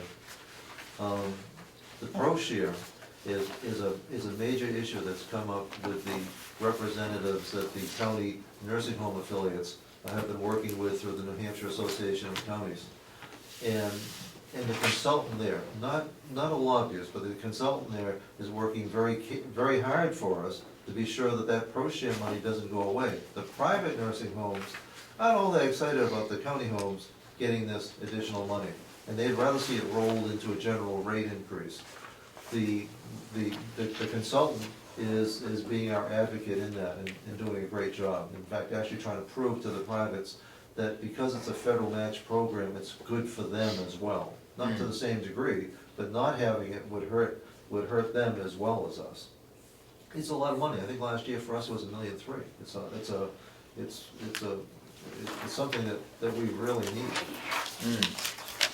Oh, yeah, I mean, it really helps offset the Medicaid. What's,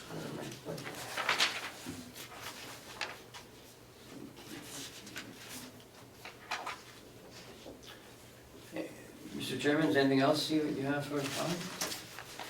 No? You had mentioned 2 contract things, one for General Lennon and one for Food Coach, who was our nutritionist. I have those contracts and reviewed them.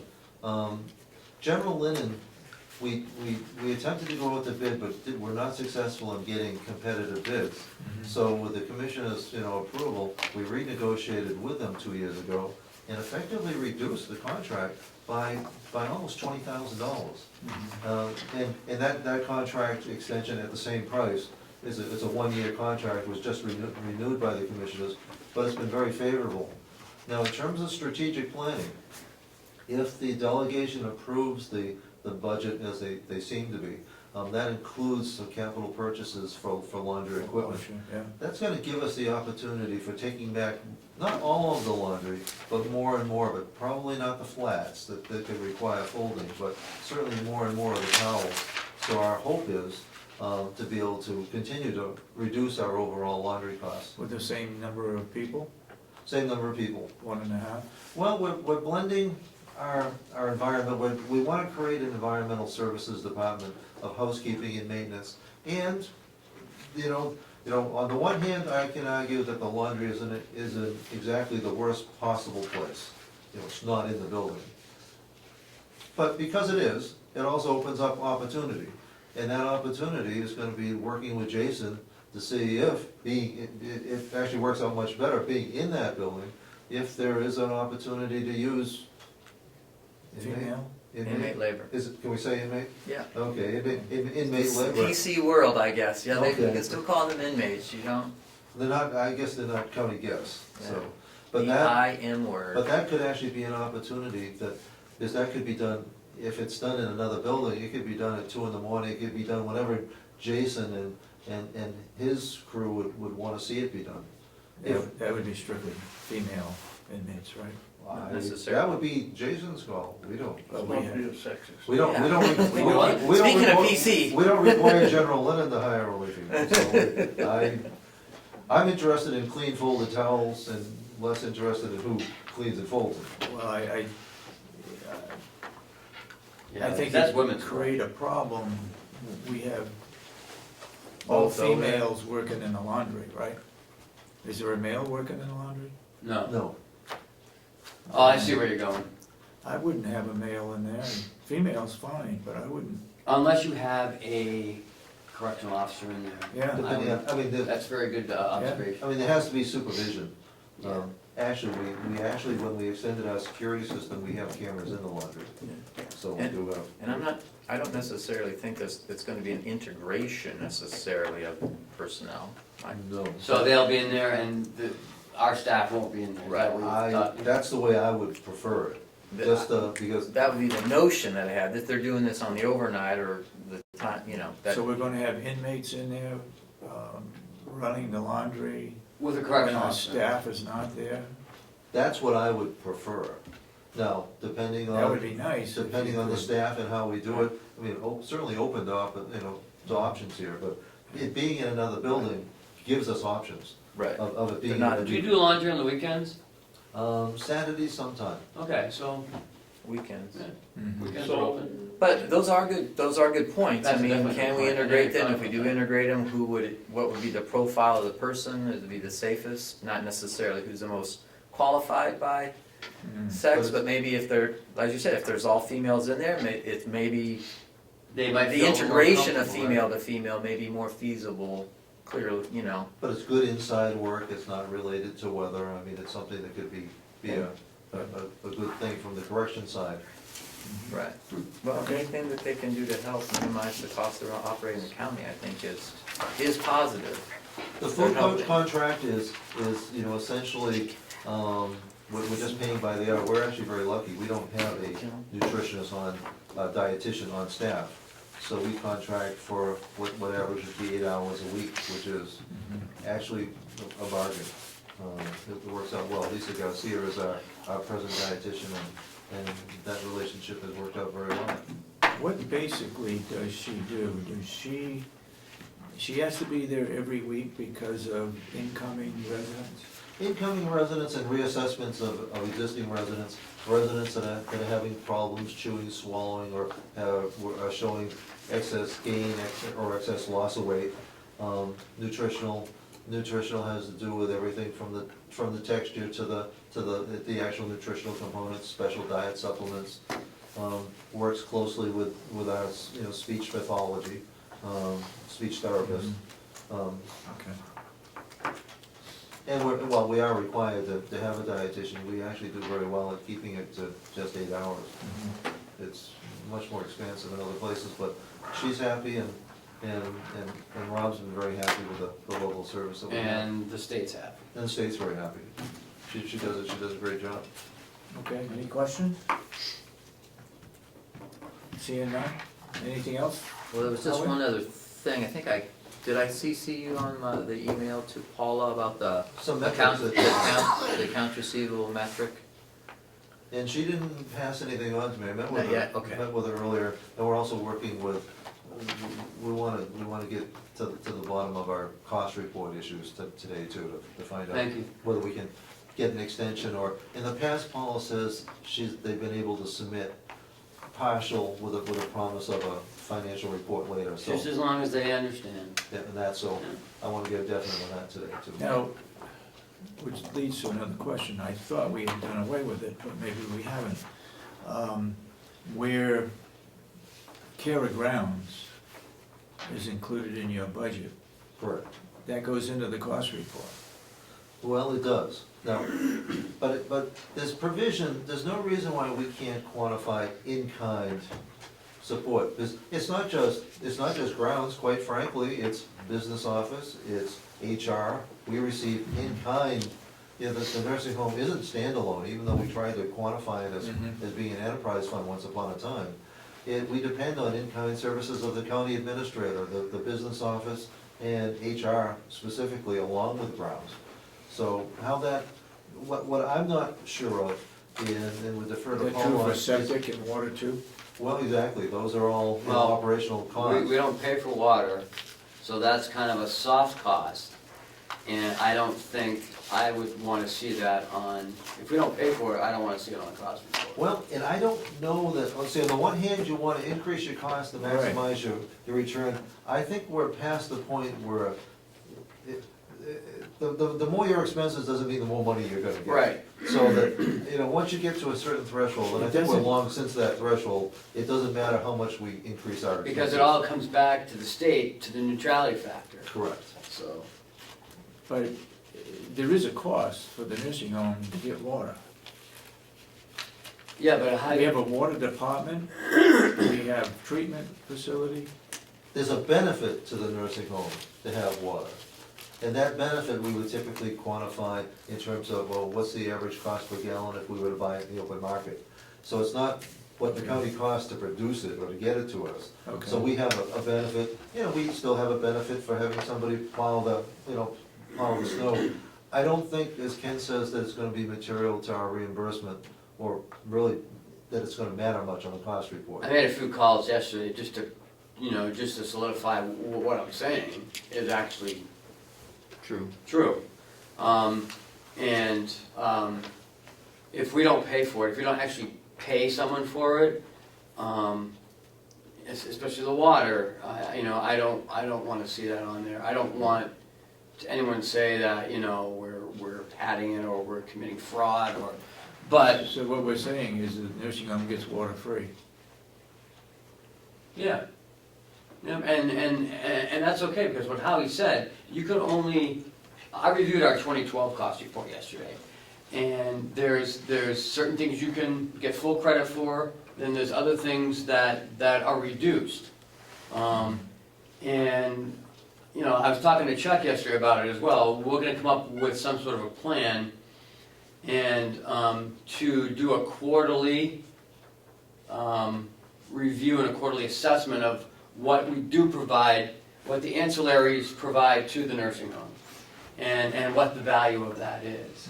I don't feel that any of my costs should be associated with the nursing home. But definitely HR, which I don't know if we do that now or not. We don't. I didn't see it in there, No, so. it's not in there, but as an in-kind cost, it reasonably could be. Yes, and that's okay, but how much? 30%, 40%, so. We have to do some sort of tracking, but I think what Probably more Ken's like getting down to 60%. is, does it really cost us money?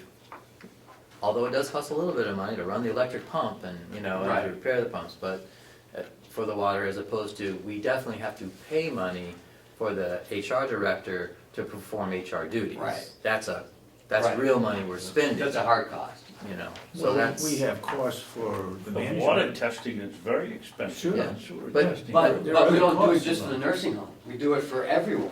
Well, I So mean, you gotta get a percentage and charge that off the nursing home. You know what I mean, you And can't the just, nursing home, 10,000, we charge it off to nursing nursing home. home is probably using more water than anybody.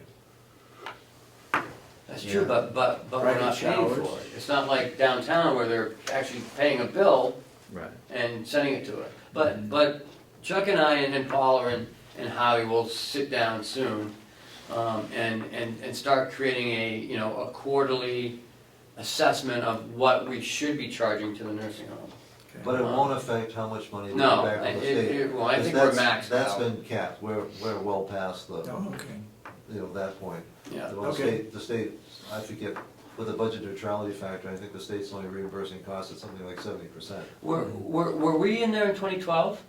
2011 was. Okay, so the new 2012, you were in that new building. New building. I'd like to show you that after, because it has depreciations in there, and it was kind of interesting. Yeah, really, yeah, absolutely, I'd like, yeah, please do. Okay, share anything with else, me. Howie? That is all I have That's for you. it? Any further questions from the No. board? Wait, the only thing I had was, I haven't had a chance, but, you know, I did have questions regarding when we signed those extensions last week, that it refers back to the original contract. Like this is an extension of the original contract, and that this contract is set to expire on a certain day for 1 year. But within the contract, there may be an automatic renewal clause. There's not. So, That we stripped off on anything that we've renewed. It's 1 year or sometimes 60 or 90 days notice. But no multi-year, no more multi-year agreements. well, but it's the automatic renewal clause. No, in fact, the one you just signed was a 1 year, was just for a 1 year period. Okay, Okay, well, I'll repeat this one more time, okay? Just because a contract has a term of 1 year, doesn't mean that somewhere in the fine print of the contract, there's an automatic renewal clause that says if you do not call us and cancel, or written in writing, give us a cancel within 60 or 90 days notice, then that agreement automatically renews for another year. And that's what I'm talking about. I'll is confirm that that. clause I'll is- confirm that, because could I've be in been- the original contract. I've been trying to be very religious about doing, Okay, canceling all those, but I will check to be sure for general linen. yeah. Because there- auto renewal is the most aggravating thing. Well, we saw that. You know? Right, it's just, yeah, and this is typical of linen companies' Oh, contracts. yeah, they don't In want my to. professional experience, I found that they often have them. Oh, no, they do. So unless we've taken it out on the, Now, that's the what, part we just didn't see when we signed it, and that's why I have concern. We No, saw the whole sure. contract, we could review it, and we could see it. but routinely, I actually crossed that out, initial and dated, and inevitably they sign it anyways. But it's, Okay. we don't want auto renewal on Okay. anything. In So we're fact, just gonna try to get the specific contract just to make sure. I will get that. okay, Howie, thank you very much. Thank you, commissioners, thank you, Ken, thank you, Cheryl. Move on to selectmen's meetings. We're gonna cancel, we're gonna, Last night we went to Madison. We spent about half an hour there. Really good meeting. Had no problems with us. They just, like all the other towns, wanted to make sure we got our foreman on time. And we told them this year, it was definitely there well before. But I believe DRA might have had an issue with some short staffing, and so they were a little behind this year, I guess. Well, Madison said that they had some issues, so, but it wasn't from us, we know that. We discussed tax rate. Commissioner Ahlgren dazzled them with some statewide tax rates and some medians and means and digressions and. Averages and. So Medians. what's, and we told them what's been going on in the budget, where we are in it, next week's our last week, hopefully. They weren't happy with the defunding of the farm. Yeah, they They didn't seem very happy. they didn't about seem it. very happy with it. didn't seem very happy with defunding of the fund. Right, yeah. They read what was in the paper. Mhm. I mean, it was a very captive headline though, you know? County Delegation takes farm to the woodshed. Yeah, yeah. That was very. You don't write the headlines, right, Dan? Well, actually, I'll take credit for that one. Okay, you wrote the headline. That's That's fine. actually pretty funny. Yeah. So It's catchy. So far, with all of the meetings that members have gone to, there has not been a call for removing or defunding the farm. No. And what about the total budget? Total budget, Has there been talk about the budget being too high, that the taxes are too high? no, I mean, They were- even at 7 cents, they were like, you know? I think the quote was, we realize taxes go up and No, items go up and things go up. Just try to do the best you can. Yeah, they weren't, you know, oh, 7 cents, we can't believe it, blah, blah, blah. Because they were paying $1.45 now as the mean, which is about the average in the county, really, when you really look at it. Yeah. And if it goes up 7 cents, it's $1.52, right? 5, 6, yeah. Okay. What's next scheduled for selectmen? Jackson, Tomorrow. tomorrow at 4. Right? Yep. So we should leave here at In the county 3, county vehicle. County vehicle. That thing's been a major asset, let me tell you. Boy, it was a I'm good glad it was my idea too.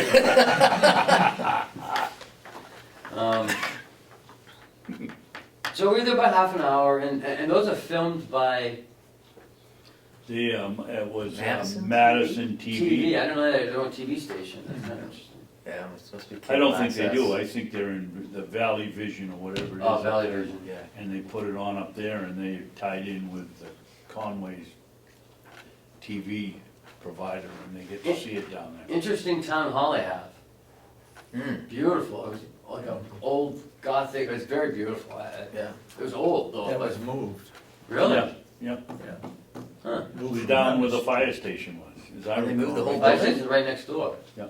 Oh, so they moved up to the hill. Yeah. With like oxen and had to have It been. was moved quite a distance. Well, it was right where the fire station is now, right? The fire station's right next door. Wow. Down the hill and I just thought they moved it back up the hill. That must have been. Oh, that was in Doesn't make 1904. a I could be difference, it's wrong, but there. I thought they had to It's a go big over the building. road and they had to take down wires and everything No, else. maybe. Maybe they did. Okay. Anyways, the outside's old, the inside's fairly new, and it's a nice setup they have there. But all in all, they're happy. They're glad things are going the way they are, and they'll see us 6 to 8 months. Okay. Too bad you weren't there. Eaton meets Tuesday nights at 7 o'clock. Okay. Every Tuesday night or once a No, month? it's every other Tuesday. Okay, I was so gonna every other call you, Tuesday. and then I said, I'm not sure if they were meeting last night or not, but, Well, from what I understand, you were like 30 miles away, so from Madison, is what I was told. yeah. Well, that's a long Probably. ways.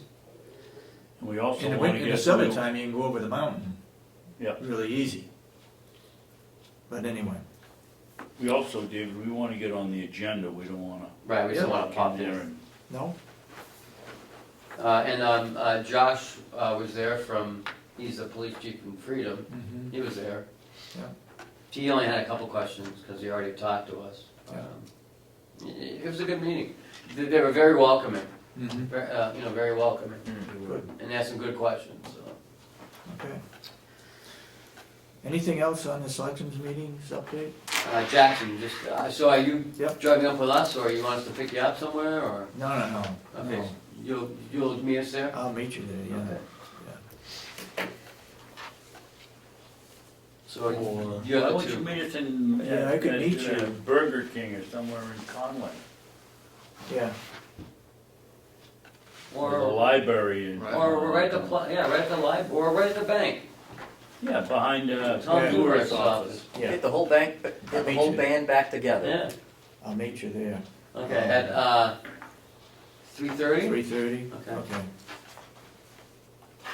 So we should meet at the complex at 3? 3, yeah, 3 o'clock. We'll leave here right at 3. Right at 3. And that's Thursday. Yeah, that'll be tomorrow. Yep, okay. So, All right, if we're all done with the selectmen's, yep, there's 2 other items in the work session. One is the 2016 budget review. yeah, I went And the through some of the discussion at stuff. the farm with UNH Cooperative.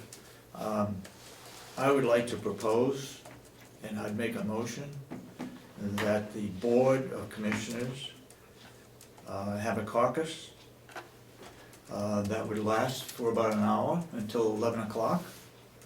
And we would meet across the hall, be the 3 of us.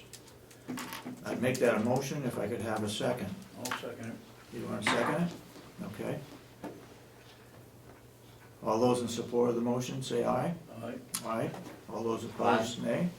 All right. I'm just not sure we need to have a motion to have a caucus, but, Okay, but. well, we did it, so Okay, I don't think it's I really. just want to make sure that all 3 Oh, of yeah, us it's were on all, board. okay. All right. So we will reconvene, John, at 11 o'clock. And we will be across the hall in the Commissioner's office. Point of order, Yes. I've never heard of commissioners caucusing. Right. And if you're discussing public information, I think that might run afoul of the right to know law, but No, If you look up on the 91A and read what's exempt, a caucus is exempt. If you're of the We're all same political Republicans, party. same Oh, they're all body. same party. So Yeah, it's true. it's a caucus, so it's, I mean, you can do it. I'm not saying we should be doing it. I voted to go ahead and do it, but Well, the delegation. if we needed to do it, They can if we do it. need to do it, I mean, I don't know what they wanna talk about, so I'm saying, okay, let's go, I'm coming, if you wanna talk about something, I don't know what it is. But it is very clear in 91A, and you can look it up on the statutes, that we are members of a party that's voted in a state election, so we can caucus. But is there any limit on what you can do, like you can't just start We doing can't, county business? no, we can't do any business. Okay, We can just talk, okay, you know, what do you think about this, or what do you think about that? Okay. And, you know, we don't really, Strategize is a better word for Okay. it, David. you know, Won't be okay, any decisions made, but, okay, and we'll come back at okay, 11 o'clock, okay? all right. So we stand adjourned until 11. The meeting back to order, Chris, thank you. and we'll finish the work session with the 2016 budget review thus far. So, I went through what changes have been made Okay. currently, and it's $714,737 reductions. Say that again? $714,737 Yeah. in reductions That they have approved. that we've talked about and they've talked about. They added back in 256,468, For, and 150,000 was for the interest on the tan, plus, you know, It's the new, 250, yeah, they added another LNA position, yeah. some, you know, some electrical expense, just some little things. So that gives us a total of 458,269 in reductions. 458,269. Now, let me ask you some questions. The raises for the non-union is already in the budget, Yeah? Mhm. at 50 cents in January, 50 cents in first of Yes. April? Okay. And then the rest of the union contracts? are Is in there whatever it also? is, yes. Okay. Is the person, part-time person for finance, is that in there or out? It's out, currently it's out. It's out. They are gonna talk about it again, I think, on Monday. Okay. Is the, and the membership in the Association Is of out. Counties is out? Okay. And that's, what, 8,000? 8,500. Okay. Are we pretty near certain that they're going to pass the split wage increase? No, I don't know, no one's even talked about it. That's what I mean. We I don't know, haven't- no idea. We haven't talked about it. Well, they haven't talked about it. We did they haven't done the nursing home yet, and that's where the majority of it is. I'm, No, we kind of reviewed it a little bit in the nursing But home, they didn't, but no one really I'm focused on it. surprised that They passed some stuff on that. I'm sorry. Representative Nelson didn't make motions as he went down through those things, because people tended to agree with what he said. In most cases, the other people had made a motion, the department heads, you know, and he didn't do that. This is a whole new process for me, so I So you know, I'm he's- just so don't know what to expect. So we gotta start from scratch with the nursing home, I think. I don't think there was anything passed. Do you recall anything that was passed? No, but they have discussed it. Yeah, Um, if they agree with the subcommittee, then it should stand as the corrections that the subcommittee has made. You know, Karen did send me this of what we did on Monday, just Oh, what her thoughts were. okay. And she said that areas to revisit, New Hampshire County Association and health insurance. In your packet, I had Chuck do the 6 months, what she insurance asked thing, for. yeah. I'm sorry? The insurance thing. Yes, yeah. yeah. And if you want him to come up with some clarification, that'd be great. If not, we can do it. I don't know how I had it. Oh, yeah. So if you look, he removed the sheriff's insurance, and he broke out July to December of 2015, each plan, and what the cost was. And then he put over to the far right, the 2016 January to June, and the July to December, what he figures the rate's gonna be.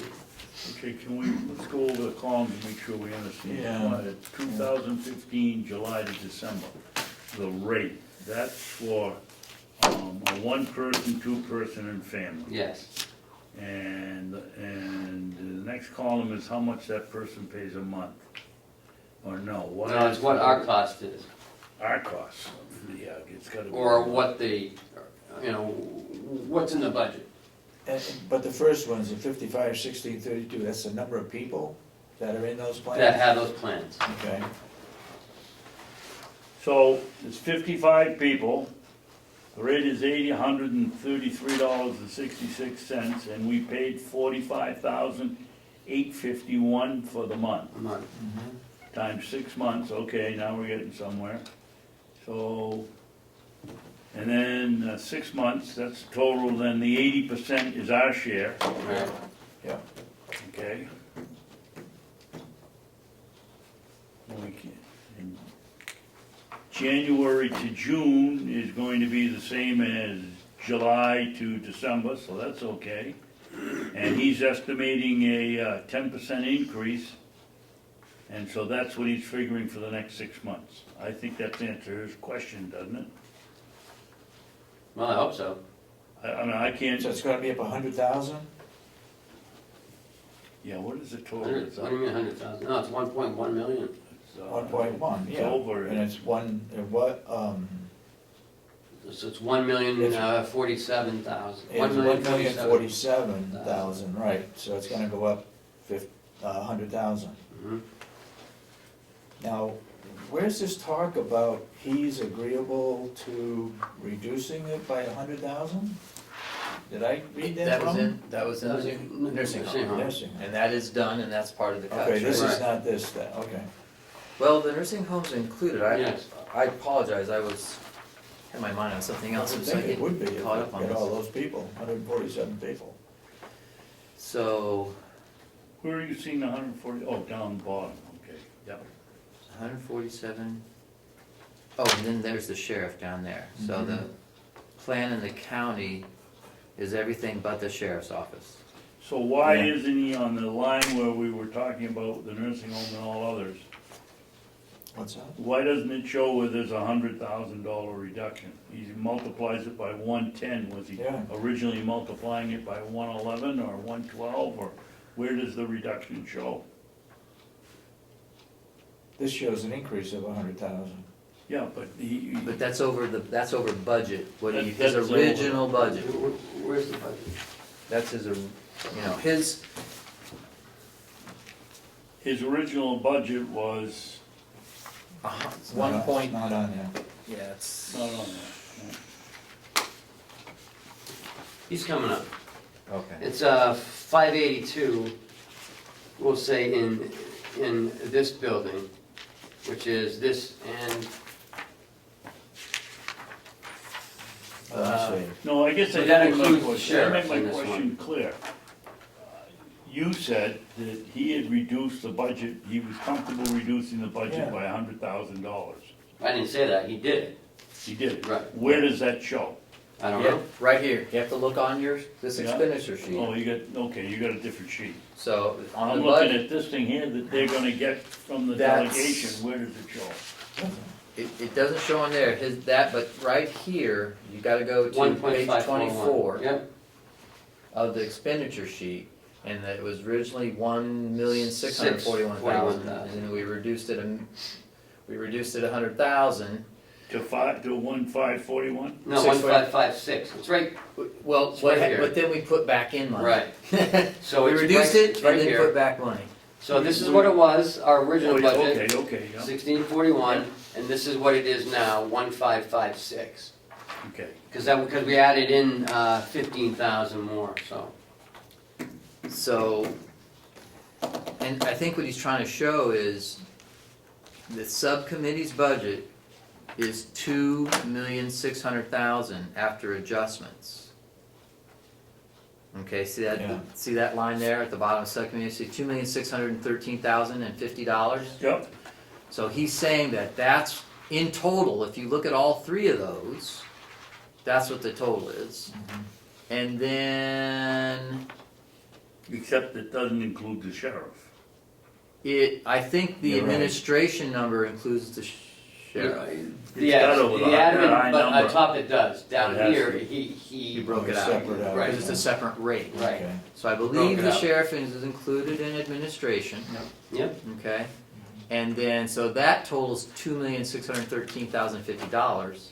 But then if you take his actuals and then you put on 10%, do you have your medical You add- insurance? and you add it all up together, you get $2,517,000. So so that gives him, the differential there is $100,000 between those two numbers. So I would say that when you look at the totality of it, maybe that's why he's getting a little uncomfortable with the reducing anything else anywhere else. Well, she wants to reduce another 100,000, is what she said here. Well, I think that's And that's why he's getting nervous. right. Well, and I think he's here now, so he can explain his position instead of us speculating on it. You just explained it. I did, okay.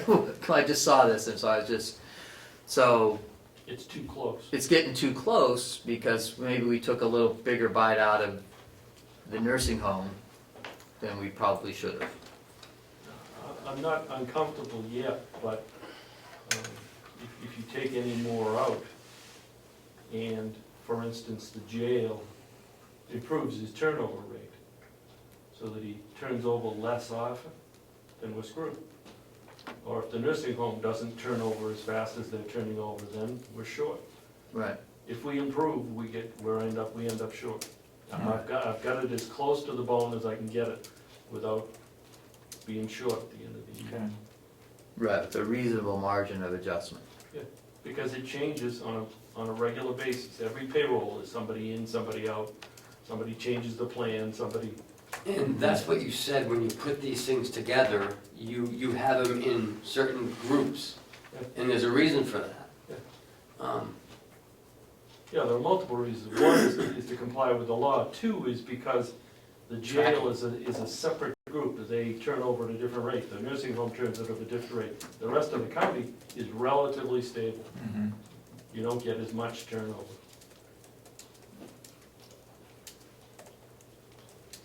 Okay. Okay. So it'll just be up to them then to absorb your analysis, to say that we need that 100,000, because you're basically, in the bottom right, it says, the analysis is based on the projected increases and based on last year's actuals, that we should spend $2,517,764. But the other $100,000 is just in case there's differentials in plans. It's in Like, case you there's know, you got the- differentials in plan, and in case it's not a 10% increase on the base policy, it's actually an 11.2. That makes a difference. Right. I mean, that eats that up. Right, there's a buffer that could include a differential in actual increase and the differential in the census of our population of what plans they're using. So that's, seems pretty reasonable. I mean, now it's just a matter of them, This 2.5 million, that includes the increase in July, right? Plus from January to July. That's the bottom line, that's what we need to have. Well, January to July there's no change. It's been what it's been since last July. Yeah, I agree, Well, there is there's fluctuation month to month, back and forth, but it averages out to be about the same, Mhm. Okay. because your turnover rate has slowed down at the jail. So I'm just trying to understand what her thinking is then. Why does she think that she can just trim up another 100,000? I have no idea. Okay, so that you don't, okay. I'm just trying to understand what it. she's not understanding. well, I think it's because if you look at the jail, Okay. and Yeah, I gotta get to the right page. Well, that was cut 24,000. Yeah, they did cut some. 24, But if you look at the jail, oh, here we go, House of Corrections, medical insurance, so that's 6,112. Yep. So if you look at last year's actual of 387,000, and then you look at this year's budget, it's 474,000, which is about $100,000 more. So when she looks at that differential between our actual expenditure for last year versus our budget, that seems like more than 10%, because 10% of 380,000, that'd be, $40,000. But we have $90,000. So that's, when you isolate those numbers, that's where her question comes from. How could we need that much more money? Because Because in the previous year, you had more turnover, and when you have more turnover, you have more open, unused plans, and you have people waiting in line to get on the plan because there's a delay, Right. several months. The delay is several months? 60 days before. 2 months. Yeah. Okay. Before you can get on. 60 days, okay, I just wanted to And get somebody that could, clear in my head. Unless you're in the sheriff's office, and then you go on immediately, Okay. but there is. Oh, I that see. So delay. every time you have a new hire, you've already integrated 2 months of non-coverage. Right. Every time there's a turnover. and So it if could that- be going from a single person to a family person, the new hire. As So well. How do you oh, yeah, figure that that's in? a big change on that one.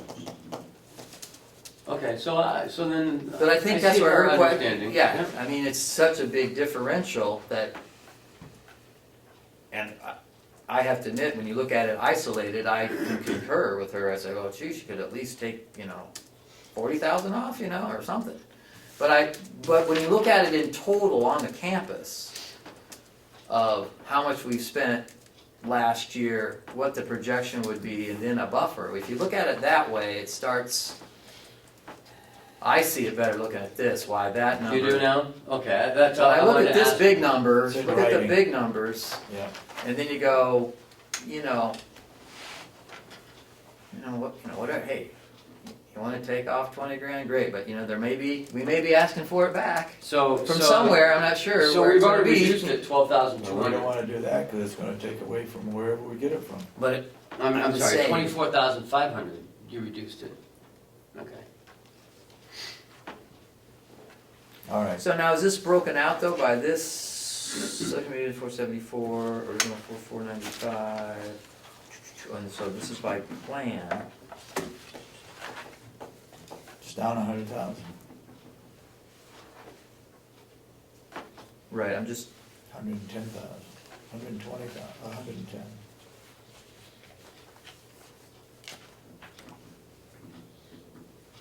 okay.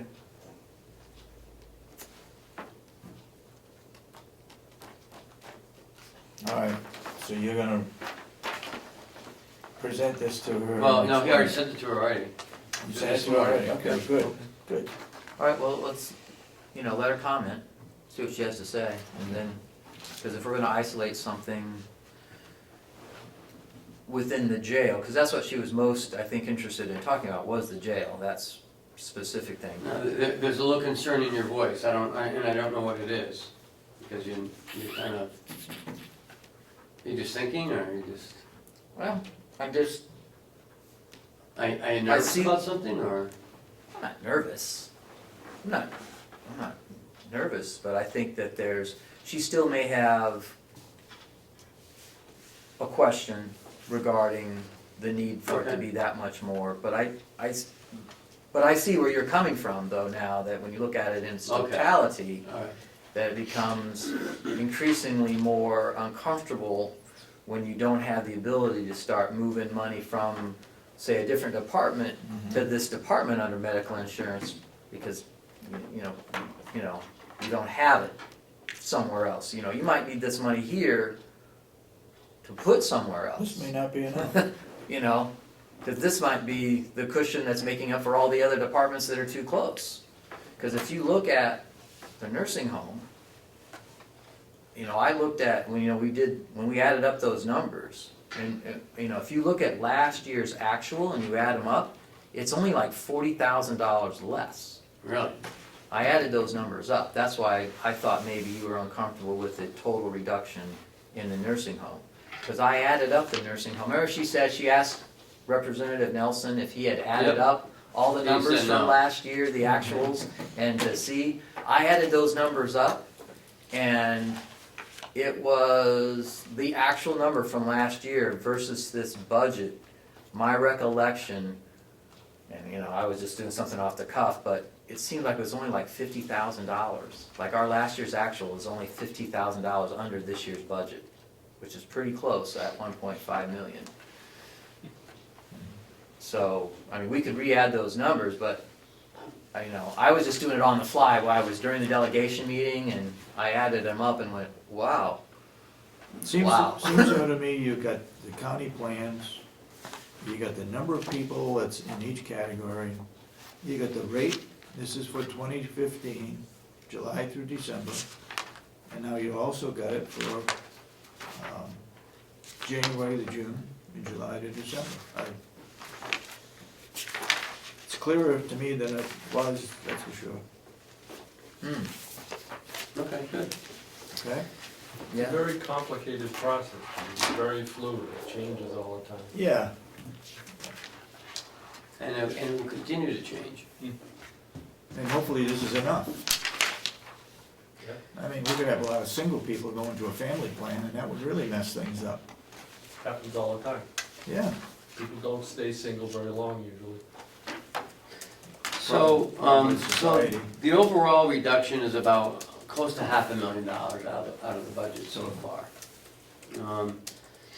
And the amount to be raised by taxes, I believe, was $877, is that sound right? $866? Originally, Yeah. But, I don't. 18,467,000 was the original commissioners. Yeah, Right. 18,467,950. But the difference between the amount to be raised by taxes is like $844, so let's say $850. So we got 500 here, we'll say, huh? Oh, the increase? Yes, sorry. I was quoting the total. No, I'm increase. sorry. I apologize. No, that's, so the revenues in the nursing home are, there's talk about adjustments on that, 160,000. We're comfortable with that. 106 Am I right? increase? Yes, in the revenues. I got an email from Lisa over the weekend from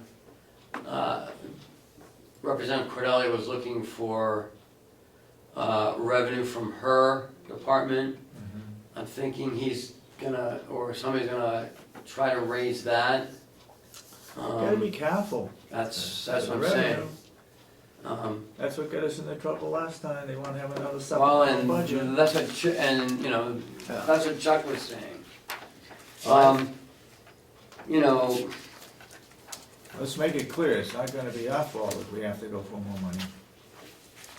I mean, maybe 10,000, but, you know, if they're looking for another 100,000, it's not coming out of deeds. So, Yeah, well, that's just actual. I think the, where are we at? I remember when I looked at it, yeah, and remember now, our farm income, I mean, we're hoping to be a little higher this year, but hopefully we can get everything out and done. What is in there for farm income? About 60,000. Total? Yeah. 65. Well, we're not doing That produce, includes so. hay and wood? Hay's 30, wood's 30, and we're not probably gonna do produce, so. So we're looking at 60,000.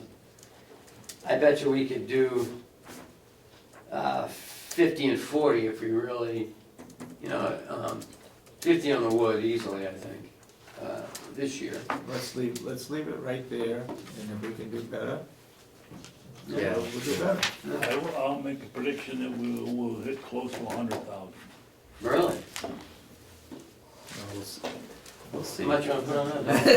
There's another cup We don't have of a dollar already. Yeah, anyway, cup of so. coffee. Let's not overestimate the revenue. Yeah, oh, no, well, yeah, I think No. that, We're not Okay, changing, not- but that's just right, my guess. Yeah, but as far I don't as know the about 100,000. registries, Yep, Any, the registry's actual was 60,000 for hay 821, and 50,000 for hay. and the budget is 50,000 for wood, 749. 50,000 Here's for- last year's actual, and here's this year's estimate. So there's 50,000? there's 73,000, 70,000. $70,000 difference. So if they were to raise that something, But we don't about half know, of that we might be don't know something. what are you talking, because, 30,000? Something like that, might be, I mean, at least reasonable. If they start going beyond that, then it starts, but remember, we're going into a new program now where they're gonna be going online. That hasn't been approved yet, right? No. They go online, we don't know it's been whether we're gonna make approved, but money. it's not approved. Official. Yeah, it's not the final. Yeah. I mean, They haven't been gone in executive committee on anything, but they have, I believe they have approved it though, beyond that. It's approved in there so far, unless they change their mind tomorrow, Monday. Well, they haven't approved the revenue, so that's, The revenue part of it, they haven't, but as far as funding, doing it. When we get a break, can we go back to the farm income? Absolutely. yeah, go ahead. I think we've gotta make a decision. We have up until basically September 1st, we should be able to get one cut, maybe two. Wait, what do you mean, you have till September 1st? We'll get the funding The through funding August. for it. They can't tell. There's really no time limit on it, No, there isn't. They took the time limit out. and because they can't legally do that. Oh, okay. Yeah. They So we've appropriated got- enough money to presumably fund it Right. through the end of August. The figure was, that's what I was thinking, the figure was for the end of August, but Yeah. you're right, they took it out. So now we've got to make a decision whether the barns aren't gonna blow down, hopefully, or burn down. Are we going to try to maximize our hay sales for the year by holding on to a good percentage of it till late in the winter? Or are we going to push to increase the revenue so much that should look good on the They look good on the sheets. I think we need to sell all we can sell before the end of August. But I don't wanna offer any deliveries. Cause I don't know if we're gonna have, You mean sell it in the barn and not deliver it? Is that what you're talking about? yeah, And we're gonna be squeezing pennies here and have to pay for the gas. yeah, I We mean, get- I started looking at that budget and, I mean, I don't, I think he figures in 50 cents a bale to deliver it. oh, well, if that's the case, then, There isn't, yeah, there It isn't. isn't the same price are as we gonna have the enough, help to do it though, too? I mean, I'm still working on that piece. I don't know, it's, how about if we just let it go for now, let's see Okay. how much hay we get, for one thing. Now, there you go. Tell me, yeah, it's gonna depend on We the can weather. always, I believe, I don't wanna speak out of turn, but, if it comes to that, the delivery of it is an issue, then, if there's 50 cents of bale built into it, I mean, maybe someone else can do the deliveries. Maybe we could subcontract that. Like, for instance, if we have, say somebody wants 50 bales, okay? And we offer it out of the barn at a price, and then there's some subcontractor can come pick up the 50 bales from our barn and hand us the money that's the price for the bales, Yeah. non-delivered. And He can drives charge- it away, and then he can make the money on delivering it. Yeah, So we can maybe, I put some in my Corolla. yeah, and your Corolla, that's right, you could do, tie a couple of If them. if you know how many bales of hay fit in the back seat of your car, then you might be a redneck. That is an original Jeff Foxworthy, an actual Jeff Foxworthy idiom. I sold 3 goats last year. The guy came to pick them up in the back of a Corolla. I drove out of my yard with 3 goats in the back seat. How much of the back seat was left when you got home? It's the funniest thing I've ever seen in my life. The guy was from, I don't want to say where, but. But I It was mean, the funniest if thing. we want to try to offer delivery, like not get away from offering quote-unquote delivery, we might be able to broker that, and it doesn't show up as part of our expenses, and that's completely legit. Finance director? He said, he's nodding, he's not emphatic. Nodding, he's not like Not happy about emphatic it. nodding. okay. But as long as it's not somebody who's actually, working here, it can't be one of the farm guys making the money that's doing it. It needs to be legitimately somebody who's, So Commissioner We've negotiated Babson, with. how do you feel about the hay? What's your I- thinking? I'd gamble. I think you can get 6.5 or $7 a bale in February. People that just don't hay around. Of course, if next year's a terrific hay year, and then you could get stuck with it, but the chances are somebody will buy the hay before you. Well, and a lot of people can't store that much hay. That's right. That's- So like I paid $7.25 last week for a bale. $7.25. And we're getting $4.75. I mean, why not maximize our investment?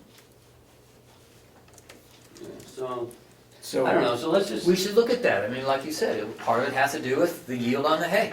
Well, one of the things you can't do, Chris, is you can't wait till that day and then tell your regular customer. Oh, I see, they gotta You're stand. not gonna give them the yeah. hay. I think we should, he must have a list of people that have bought hay here from us for 10 or 12 years, and they'd be. I got a call they'd from be- one of them yesterday. They'd be considered special customers, and we'd let them take it, but the rest of why, people that we don't know, have never done any hay business with, tell them, no, we're not gonna be selling it until later in the year. I think most of them know already, because I got a call yesterday from a woman.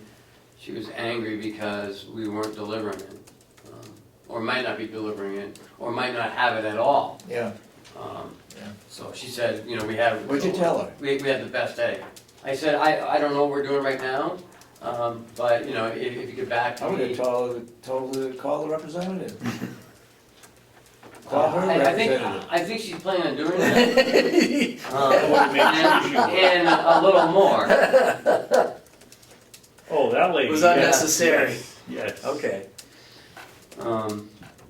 So anyways, we'll look at that, but the point I'm trying to make is we're getting there. I mean, and what Chris said last night is probably gonna be true.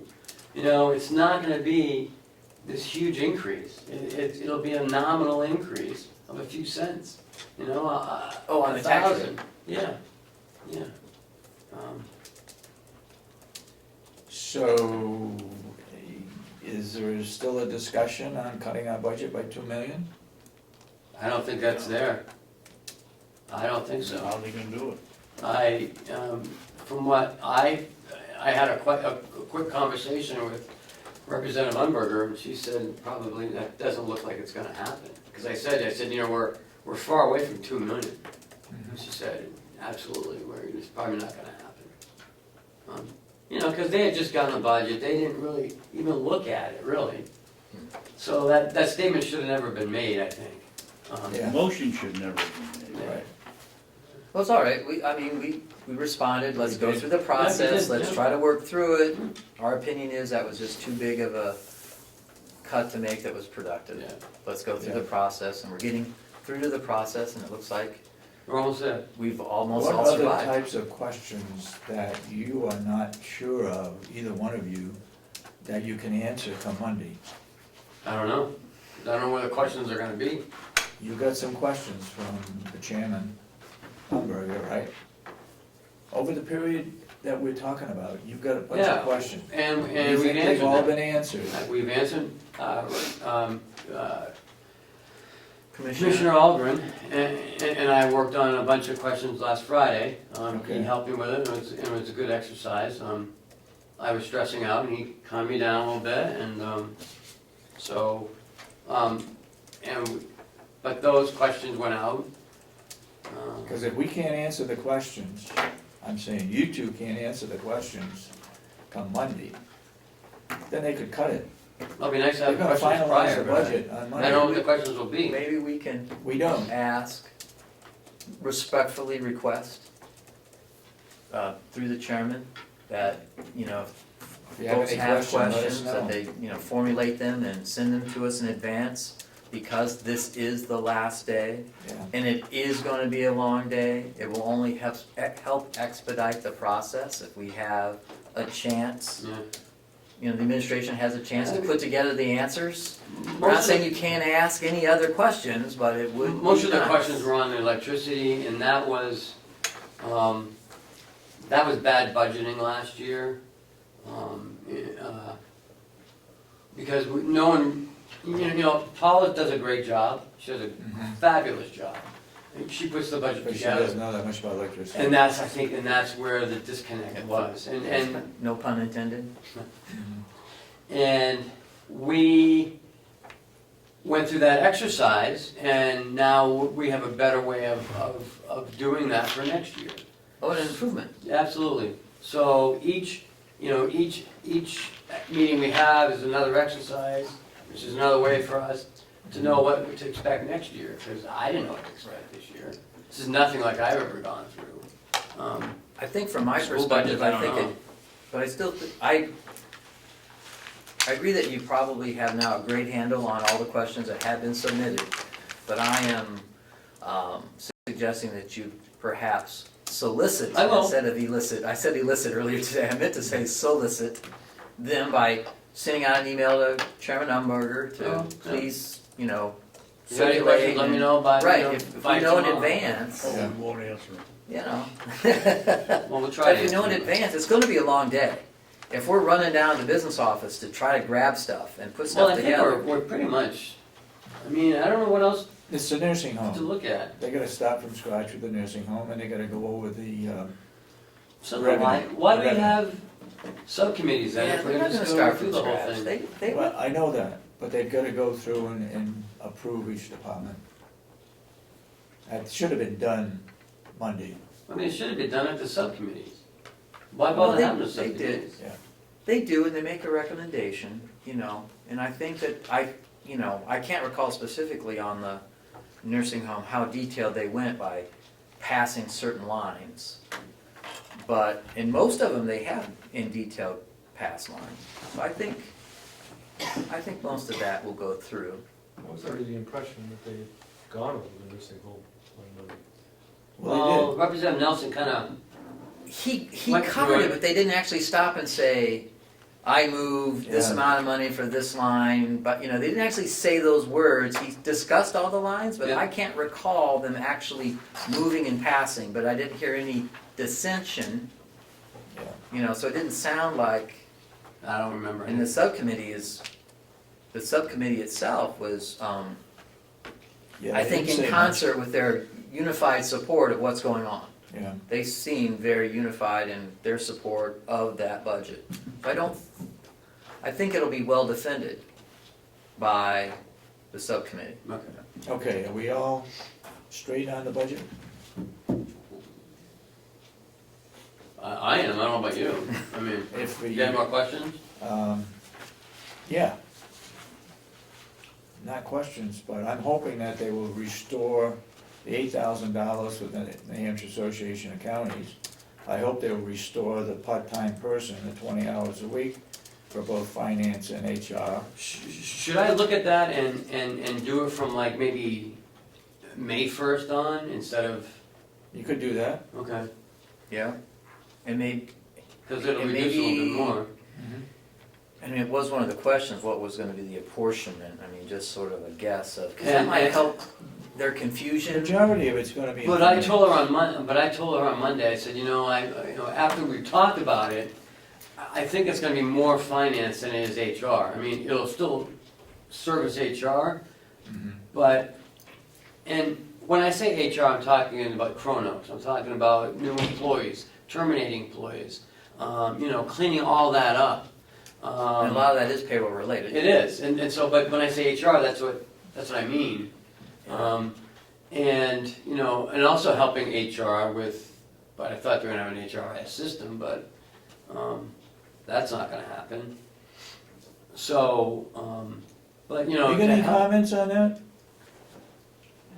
As a department head? As to what you would use that person for? well, it's a sore subject, with the No, HRIS system. I'd like to hear her feeling. We had put in last year for Yeah. a part-time person specifically for the HR department, which they Yep. cut out also. And I had listed out many of the things that that person would be able to assist with. Mm-hmm. Some of it was payroll Kronos related. Yeah. But a lot of it is things that we just can't get to. If we had the HRIS system, that would have helped a little bit with paper processing, but we still have files and things that were identified in the performance audit that need to be taken care of. We have plenty of projects for this person to do that, just having that extra 20 hours a week would be able to help out with those payroll type aspect things, Mhm. but then also things that we just cannot get to.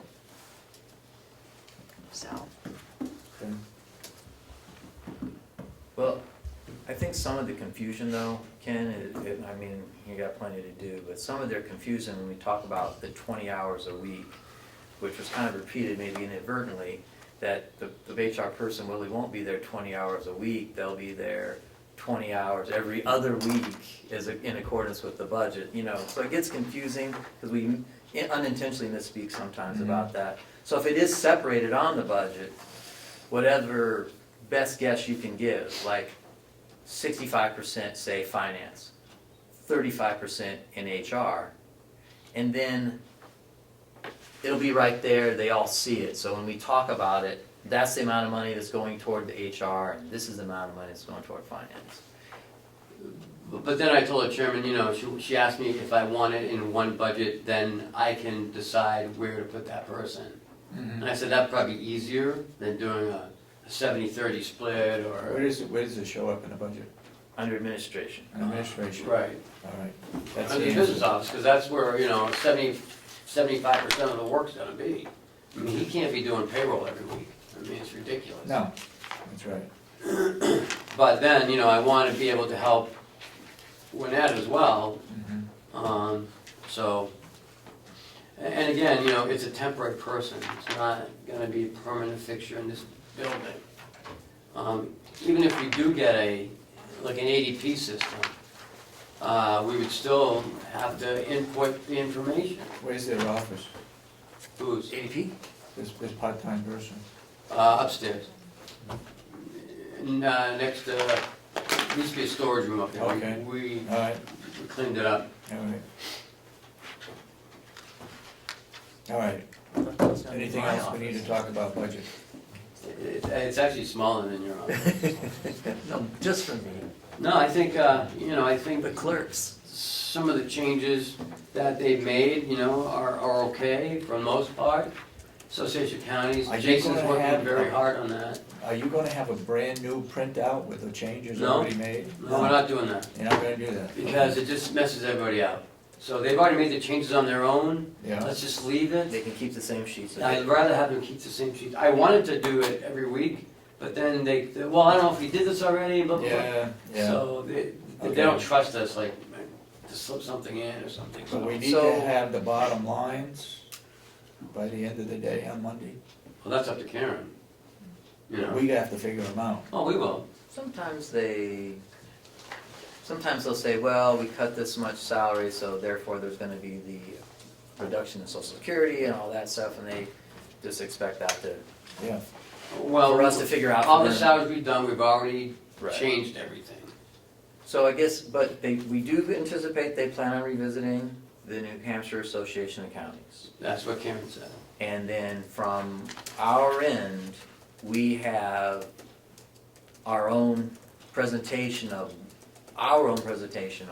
why it should be in. Jason's been working on it for 2 weeks. He stepped up and And wanted he's to do gonna it. step up and he's gonna talk about the nursing homes. Talk He's about gonna everything. Everything, okay, good, Yeah. okay. So then, and the, Jails, so, the nursing home, and what the value is to the association of counties, not Okay. to the counties. and then the other thing is the 20-hour per week person that's Yeah. coming in to help with finance and HR. And we, Do we still have to keep talking about that? I mean, I just wanna make sure that when that comes up, cause they're gonna revisit it, so, yeah. from our side of the table. we have- 70/30 is what it's gonna, is. So we have it well healed, what that person's gonna do, how they're gonna help, what the installation of them is gonna help Chuck be able to do moving forward in the implementation of some things. And be able to talk about that in accordance with the timeline of the fiber optics, cabling and such. Is there anything else? Do you think they might talk, do you think the HRIS, they're not gonna bring that up again? Probably not, huh? And I don't know, this is the second, they keep pushing things off. Yeah, And, Representative Cordelli, I don't know what he's thinking, I don't understand what the big deal is, I mean, for that 25,000 for that program? Yeah, but she can still continue to use it whether it's online or not. Yeah, She still has to input every employee, she still has to download everything into that HRS system. So it doesn't have to be hooked up to the, Internet. right, we can still use it in this building. yeah. So, I think it's a mistake, but, It's their choice, huh? Yeah, Yeah, it's their choice. So maybe next year we'll just look at it Alright, again. so, alright. So Even though it is a performance audit, Yeah. it did state that would be a Right. big help, and I don't have any indications that they're gonna look at it again. I was just wondering if you may have No. heard that she sent me but they're gonna look at it. they're gonna look at it again. Okay, well, They're there you looking go. at that and the health insurance, like we know, health insurance in the jail. We discussed the interest expense, that's all done. Is there anything, I sorry to jump back to HRIS, but is there anything that prevents us from doing maybe a more detailed analysis and go to the extent of sending out an RFP and For what? for the HRIS system with the idea that we actually wouldn't implement it until next year's budget? Oh, I see. Can we take it further so that when we get there, because that seems to be something that always happens during the budget process, it's like, well, do you know exactly how much it's gonna cost and how, maybe if we've looked into it, we've done an RFP, this is the one we want, this is exactly what it's gonna cost, we have a bid, is that possible to do? I mean, it must be, right? I mean, so maybe then next year, now it becomes, we have more concrete information. And they will know exactly what this module will do. what the cost is and what the benefits will be, and we can be just laid right out and Yeah, we black should and look, white. yeah, we should look at it in the fall, you know, as we start getting our budget preparations together. You know, send it out, and so we have a better, I don't wanna do it now, cause then it's too early, and the price will change. You know, I'd rather do it in like probably mid to late summer, and then we'll have a good price, then we'll have a good idea of what we're gonna do, and we'll put in the budget. Who's the chairman of the IT committee? I don't know, I've only been to one meeting. Santuccio. Who? Santuccio. Mike Santuccio? But, And I'm assuming they set some kind of a priority. Or maybe I'm not right, I'm not assuming too much? Chuck did the whole timeline thing. He and John, Rich worked on it. Yeah. But the IT committee wasn't involved? Yeah, no, we only met to talk about fiber optic.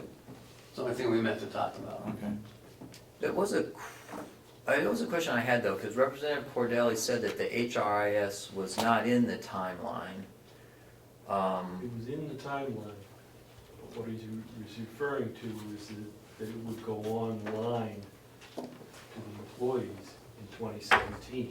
2017 or 2017? 2017, but it would be included in-house for training 2016. for HR and the finance office, along with an accounts receivable package, a purchase ordering package. They would all be tied together. And the training and the implementation for that would happen in the fall. And then into 2017, it would get pushed out to the employees. Because it has to be based here Right. first before. You it gotta can get go it out. ready before you can Gotta roll get it out. first. But that was all tied in as a package that was suggested as a lease, when everything got bundled together.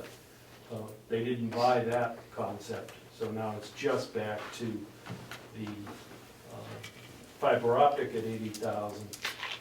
And Cordelli's motion was to reduce the 25 that was in there for the HR down to 10 and pull in the accounts receivable, or the accounts payable package and the purchase order package instead. And then that pushed off the HRIS system into 2017. You And took out as 20, you just suggested, what would happen over the course of this year, we would do a more exhaustive approach to the HR system, getting competitive quotes and people coming in to demonstrate various systems, and then settle on something much more concrete for 2017. Because it's been up on the block twice and failed, so it needs a much bigger effort the next time around, a more concrete program. so he took out 25, but he put 15 back in. No, he took 15 out, Took 15 out, left 10 in for the accounts payable and and the other package. Oh, okay. Yeah, purchase. All right. What else? that's all I have on the budget. Okay. Then let's move into discussion on the phone.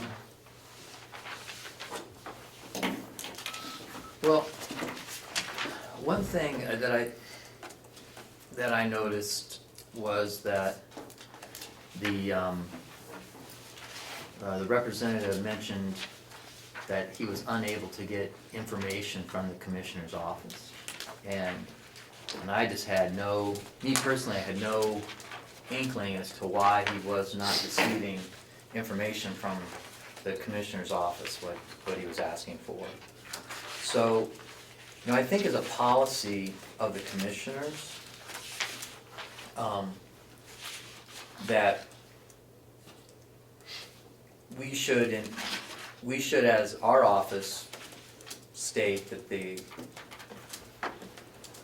complex should make every effort reasonably possible to fulfill the requests of the delegation members. If they're reasonable. Right, that, within reason. And that if any requests are denied, then those are specifically brought to the board. We need to know. So then we know specifically what information is not being Forthcoming. forthcoming. And I can, I can put that together in a motion so that that is a codified Draw up policy. a draft of that, so we can look at it maybe next week, if you can do it by next week. I could, or I could, just kind of wing it from here. No, I would No? rather see it in writing so we can really look at it, Okay. if you would do that, if you could do I it. mean, you think that, it's just, and we can It should be change it. common practice anyway. So do we need a motion? Maybe not. Well, I think it was, at least from my position, that, from where I was sitting that day, he was making these comments that, he was, that the commissioner office wasn't working with him, wouldn't give me information, and I was, disillusioned by that. I didn't understand what he was talking about. So, and I think that there may be instances where it's just not, some requests cannot be fulfilled. But if something's not being done, I mean, we should be making every effort to fulfill their requests when it comes to whatever information they want. And that if we are denying a request through the office, that, that's brought to the attention of the commissioners, so we know about it, and we can either approve or disapprove, or at least have our input on what that is.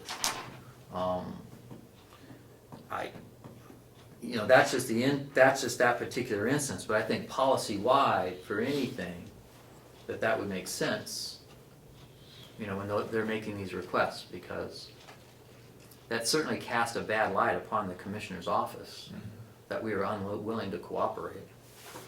And, I'm part of the commissioner's office, I think, that was including me, and I certainly had no inkling or intention to deny them any information about what they were seeking.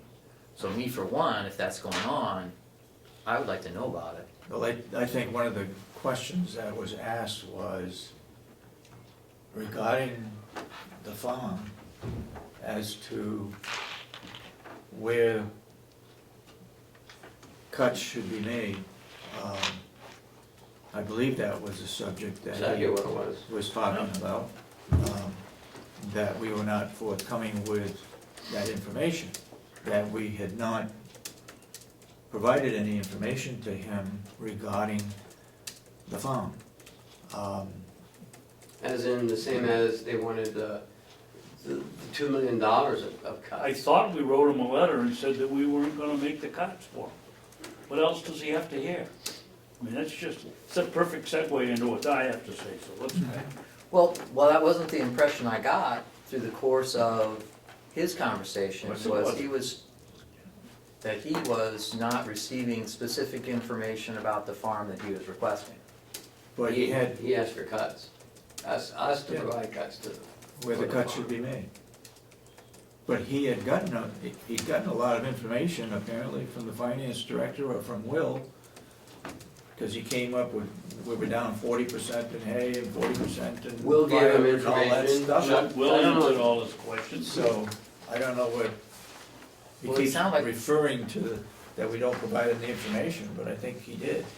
My purpose was to get that task force, that outside group of people to look at the farm, before any cuts were made. But I don't believe they wanted to listen to Right. anybody else. So, I mean, it's mutual, I guess.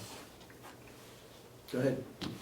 Well, yeah, I question when we provided him the information, whether he listened to it or not. Yeah, and I was very disturbed with Mr. Representative McConkey's testimony. I don't believe he, whether it was on purpose or unintentionally, he gave the straight facts, because unless I misunderstood, I heard him say that we only had $34,000 in campfire revenue. The fact is, if you looked at his sheets, that we had $54,000 with him. He said something like we were $16,000 in the hole because of the lack of revenue. Well, if you go with the 54,000 from the 34, it would actually show us making about 4,000, or or somewhere near breaking even. Well, I don't know how you can sit here and say that we're not making money when we're paying $10,000 a year for a wood processor that we agreed to buy on time for 5 years. At the end of next year, we'll generate hopefully even more than the $10,000 in revenue for the general fund. I understood him to say that there were only 2.5 inmates on average a day. I have here 2 emails from Superintendent Henry telling him the jail sends 5.6 inmates out to work. That was on the 11th, the 16th of November. Here's a second one here on the 3rd of March 21st of this year, just before our budget, or their budget hearing. Again, he tells him it's 5.6, and then he turns around and says, oh, it was only 2.1. I don't know whether he doesn't read it or whether he does it on purpose or not. I can tell you, if you call down at the Farm Bureau, they'll tell you last year was one of the most worst hay years in years, and most places were down 50%. If we were only down 40, we were ahead of the game. Then he made some mention about we were wholesaling vegetables to farm stands. I think Willie sold 10 pints to one place that wanted to enhance their sales. They weren't a farm stand, they were a retail store. The gentleman that came in from Wakefield, I assured him that we were not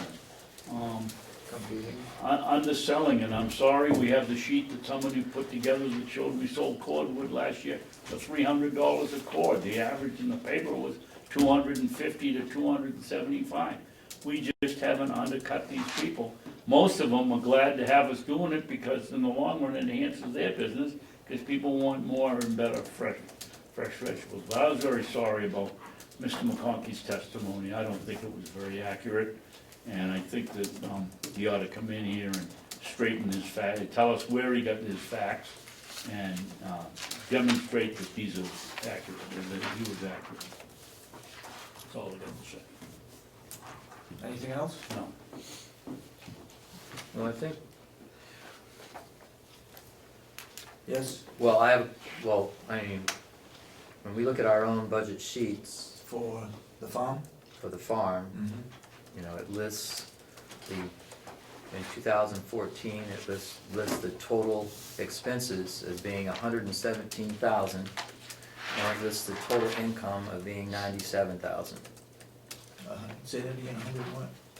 Here's the total expenses, 117, and there's the total revenues, 97. 97. So that, So we're 20,000 behind? according to these numbers that are on this budget worksheet, I'm just, Yeah.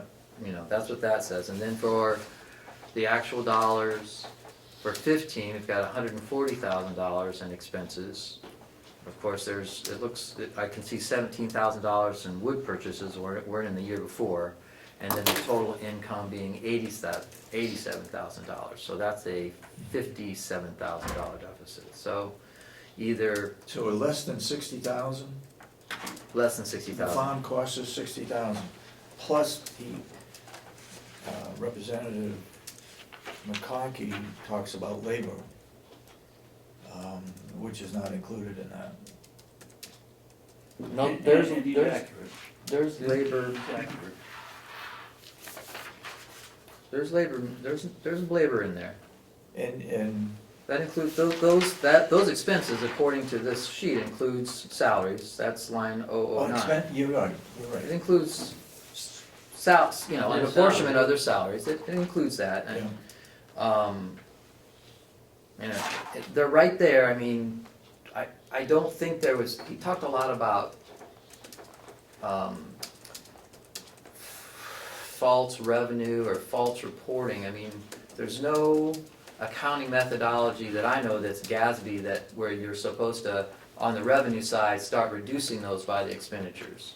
I mean, the expenditures are there, you know, how accurate these numbers are, I can't attest to. I mean, it's the bookkeeping that's done through the finance office, and quite frankly, Chuck has been in their past farming season, so I don't know how much of a chance he has had to try to tie down what the actual expenses are versus the actual income. But I think to some sort of deception that, I mean, the numbers are right there.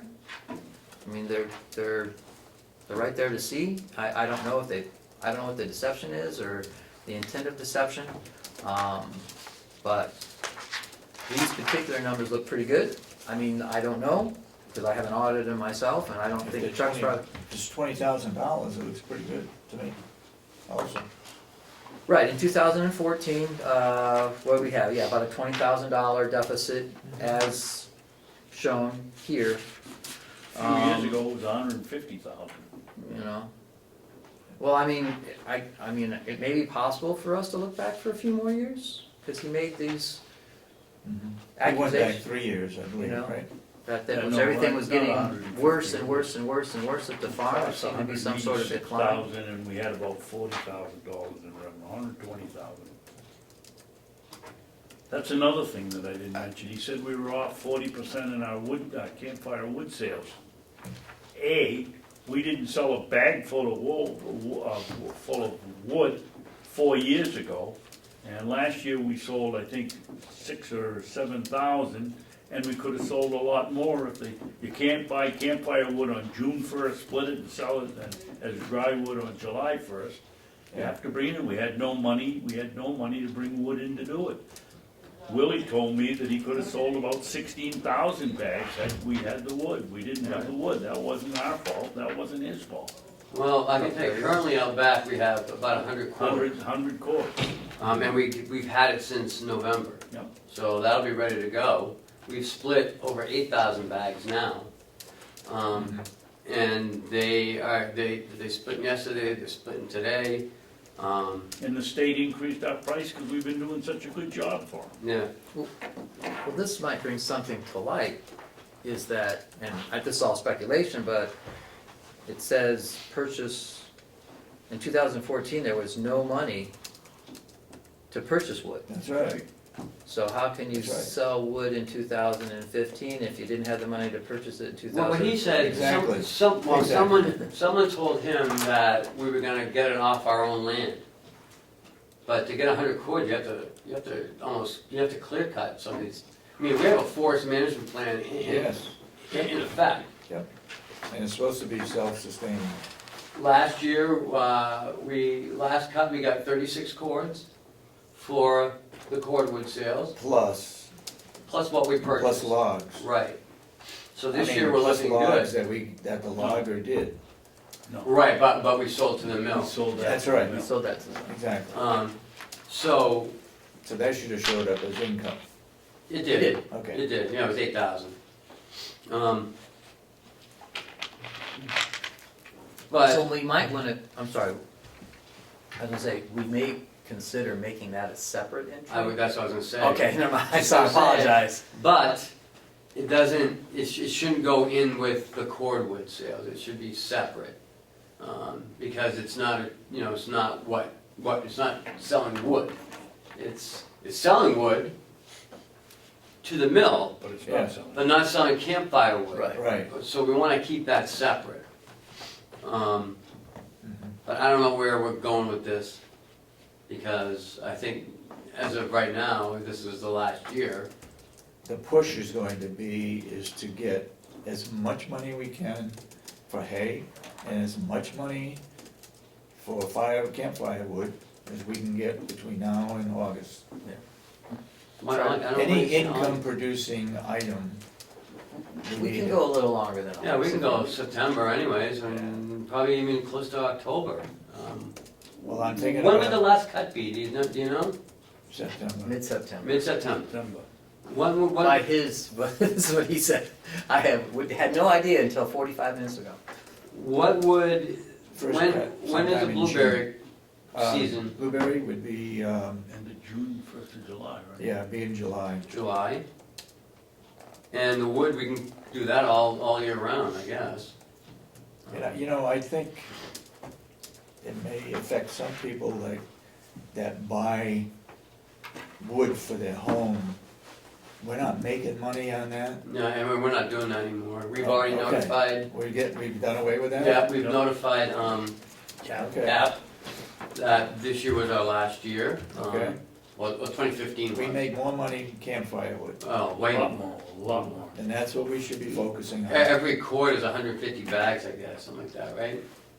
Is that what Yeah, you I think that's what really he said? Wow. Yeah, so, I mean, we could do a ban a year on wood.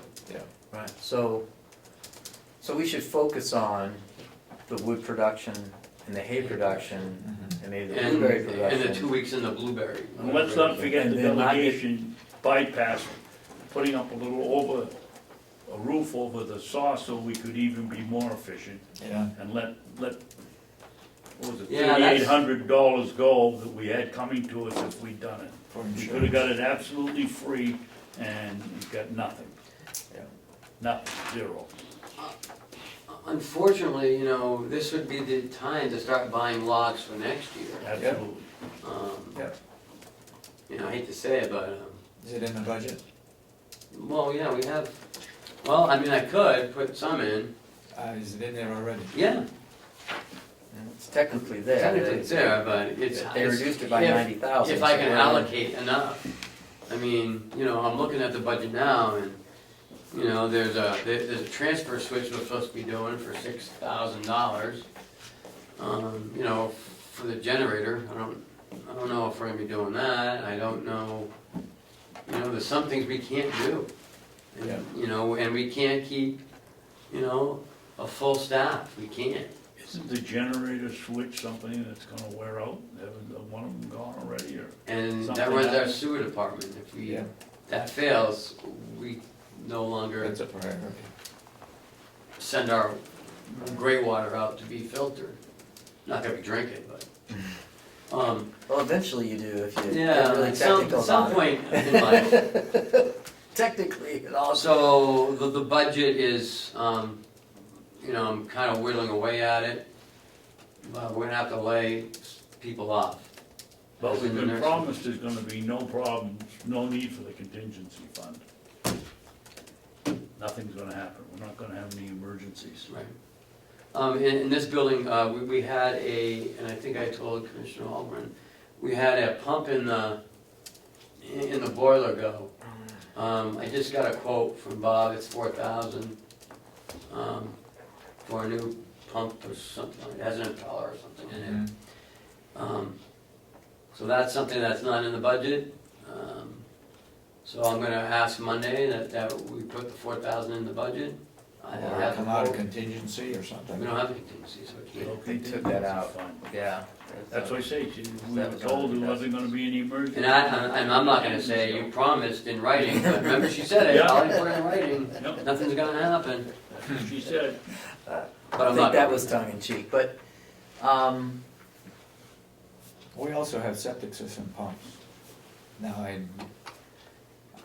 my understanding is we have an extra pump for that purpose. If one breaks down, that can be put in. We've got it on hand, which is a good thing. That's the one that was down in the hole, isn't it? Yeah, Yeah, but where do you pump it out? what? Where would you pump it out to, the ground? Or do you pump No, it? no, it's a pump that pumps the waste Oh, okay. Outflow into the leach field, it's down in the, down Yeah, in but the- you don't last year, power, it's not last gonna year work. it froze and it caused all kinds of problems. Oh, so it didn't work. No, we had to replace it. So you have a new one on the shelf too? Yes. Okay. So you have one in the hole, one in the shelf. If that's the pump, yes, with the one we're talking about, there is a spare for whatever the need is. Yeah, I think it's the one that goes in the hole. Are we talking about two different pumps? No, same pump, I'm just, I'm talking about this building. oh, No, it's no, different. no, Oh, no, okay, different, thank you. different, Mike, No, that's the sewage. no. You know, it's digressing here and I don't know where we're going. So the farm is the farm and I think, We're gonna try to get all the wood done, the hay done, one crop of blueberries. I'm gonna have to lay someone off or two people off. I think we have to look at the prices that we're charging. Hay, for example, campfire wood, I don't know if you can go up any higher on that. And they just went up last year. I don't- Blueberries, they should be getting more than what they're getting for blueberries. So they should get more for blueberries? Yep. Okay. How about, When I can sell them for $3. And people come and pick it themselves? No. Oh. A pint, and they can be sold for $6 a pint. That's retail. I sell wholesale for $3 a pint, they get $6 a pint, retail. We're not even getting $3 a pint, So should we raise our price to $3? I think we should, Yeah, but we can talk about it. we continually tell people we're not gonna undercut the Yeah. general Yeah. public, and I didn't know we were, I thought we got $3 a pint. I didn't know Yes, we we did. were. well, that's a whole, yeah. I mean, I get $4 clearly as a what, policy, pick that your own. we are not pricing any of our products to the public less than the market The price. going rate. Right. I mean, if it's a few cents here or there, that's obviously, sounds like the representative was right if we're selling them for $3 a pint and their value is $6 a pint. If somebody's coming out here in the middle of nowhere, grabbing right off the shelf, at the farm, that's one thing, as opposed to it's in the supermarket. Yes, it is. That's a differential, cause now you're talking wholesale, somebody's making a special trip just to buy blueberries from us. That better be cheaper, they're not making the drive. But as far as, So if we were to sell it to a store, how much would you sell it to a store for? And then they would mark it up. right, That's what so I'm saying, $3 a pint. that's fine, but if we're selling it at $3 a pint, still at the farmer's market, We haven't We haven't sold sold any any, farmers we haven't market. sold any farm, Well, that's so another thing. That you was said. another, yeah, that was something that was else. not, so that wasn't correct. That wasn't That true was either. not correct Alright, so either. that wasn't correct, alright, so I'm sorry, I was jumping ahead, I thought maybe he was on the money, They so, do take orders over at the nursing home Yeah, that's for employees. for employees, Yeah. right? okay. So, but there is no, we don't Farmer's sell, market. we don't sell at any farmer's We don't market. set up a table and go, hey, $3, $3. Alright, so we don't do that. No, Okay. Never have. Never have. So we're not competing. And so, but we sell them for $3 here if you come get them. Is that what it is? I don't know. So the guy at that farmer's market could come here and buy them for $3 And sell and them then go to for the farmer's market and sell them for $6. Oh, Yeah, that sounds we like got a a pretty new good deal. business, huh? Just, hey, this is on TV, right? So, a little advertising. Not- Wanna make some money at your farmer's market? Not everybody could get $6 a pint. Well, okay, well, but the point is that we're It's a not, special he clientele, could, like you could, right. You got your Nor- special Normal That's folks blueberries in can it. only get $4.89, but you Still could low. do. Someone could buy them for $3 and sell them for $5 or Right, $4.50. Any Still grocery make a store, profit. anybody Yeah. can buy them and resell them at that Yeah. price. Yeah.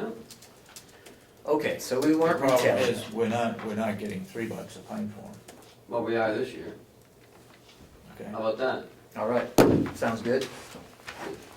It's published Can I get in a the motion for market that? bulletin every week. Well, now you want a What the motion price for that. is, use the price in the market bulletin. So use the market bulletin price?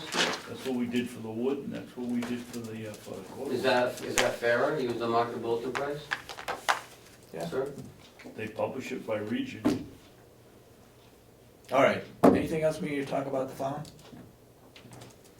Can we do a pick your own next year? The problem with the pick your own is the jail. If- We're not gonna if- let them out of the jail to pick their own. No. The problem. Those poor guys, they can go pick their own. The problem So let's see. is, if Put the fence up inmates around go out and they work and they weed and they do some picking, they could drop stuff off, or they could pick stuff up. But if they don't Contraband. go out there and weed anymore, or there's no more involvement there, Well, there has to be, But that's defeating the purpose of having the. okay. yeah. So if people go out and pick their own, then they can drop contraband off, and then when the inmates go out to do whatever they have to do, they pick it up. That was the problem. Okay. I'm not saying that I agree with that, but, Well, do you think someone might wanna, someone who already has blueberries might wanna have a second place? And they might wanna pick their own here? I don't know, am I asking? Would someone do that? If someone already had a pick your own blueberry place, yeah, say a little further from here, Around Eaton. yeah, around Eden, yeah, and wanted to use these blueberries to open up a second place, yeah. Increases And, yeah, volume. increases volume.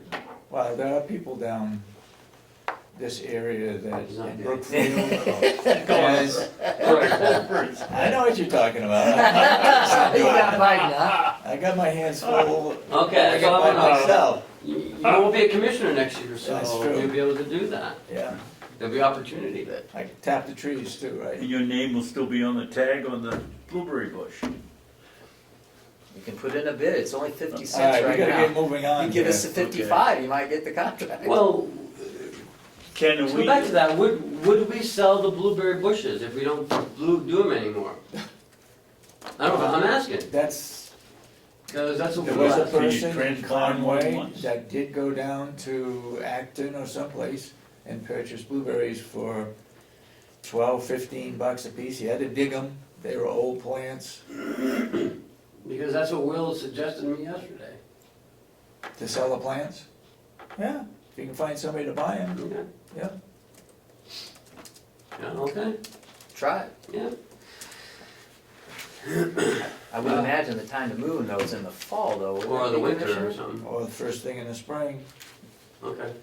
before the leaves come 3 out. days ago, get on it. so they begin to feel blue? Yeah. Or sell them with blueberries on them, right? All right, where are we? Are we doing the McCarthy's biomass and, Oh, yes, sir. So that's it for the work session. Okay. Oh, well, Oh, I speaking got of more McCarthy, stuff. is there any way that we can, is there any that we can look into whatever he was talking about with, using the TAN monies from The from previous 1 year. year? Chip was here a little while ago, while you guys were in wherever you were, Yeah, in some place. Caucusing. Yeah, caucusing. He mentioned to me that he did look at it, and that, what did he say, because it's, two things, because it's modified accrual accounting, mm-hmm, that it wouldn't make any difference, and because it's like cash flow, it just flows. alright, can we call someone from the state, like the Attorney General's office or wherever we might need to do, get their opinion on I this? would call it DRA. DRA, Yeah. Okay, to get their opinion in writing about how we could possibly Answer the question, to answer the question, to try to settle that so it doesn't keep coming up. yeah. You know, I think, you know, it was well-intentioned, his concern, but I'm sure that we will find that we didn't do anything wrong. No, and that's what Chip said, we didn't do anything wrong. But But I I will, mean, if we can I get will them to, call DRA. you know, write it up, to tell us we didn't do anything wrong, and then we can put that to bed, and it's in writing, so the next time it is brought up, Yeah. we can just, can Courtesy can of- you reach out to DRA and answer that? you know, to make sure that that's not an Forget issue. it. Not because we think it's an issue, because I really, really don't, but I just want it to be put to bed, so that doesn't keep coming up.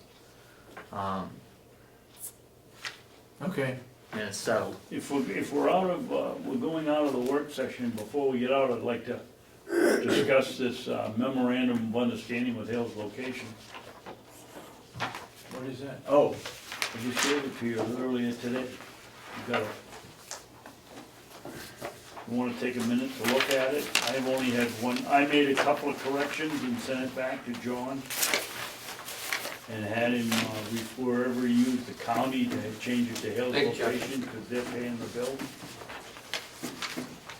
And then there was one, I don't know what I did with it. but- I don't think I have it.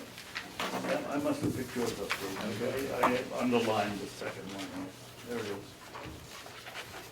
So what do you wanna do now? Just take a look and see if it's okay with you guys to send up to Freiburg.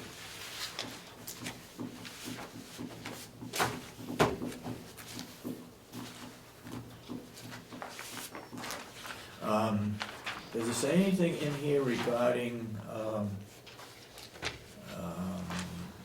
special education? Yes, it's, I see it, special education and needs. yeah.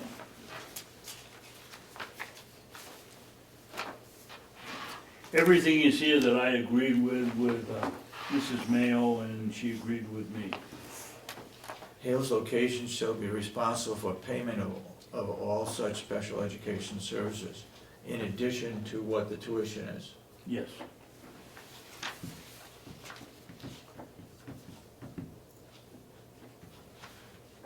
And their school rate is set by the state, it isn't set by Really? Freiburg Academy. 17,900 per student. That's pretty good.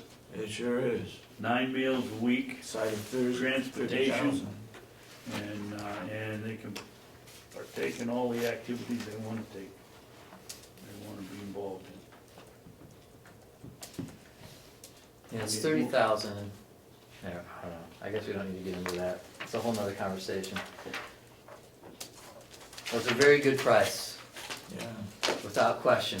I don't think you have to look too far from your own home when you look at how much it costs per student for the public schools, to not realize that 17,000 is a very, very good deal. One of the, This is an annual thing, right? no, No.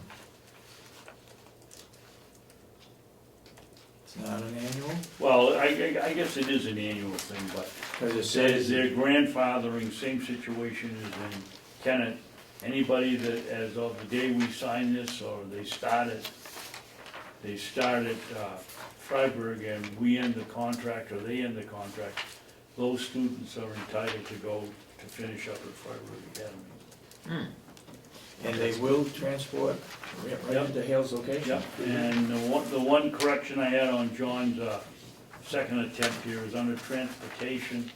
The academy shall provide a bus for the purposes of transportation between the academy and a designated pickup and drop-off location in Hales location. Yeah. That wasn't the agreement. The agreement was they talk about it, and if it could be there, fine. Yep. If they couldn't, fine. I would suggest that we make a note to Mrs. Mayo, send this away along the way it is, and point out that we realize that making it specific to Hales location isn't what we agreed to. They agreed that they'd work with us if they wanted. We get 3 students from Conway, there's no need to go all the way up to DQ there in Bartlett and pick them up, you know? We ought to be able to change it, so. Yeah.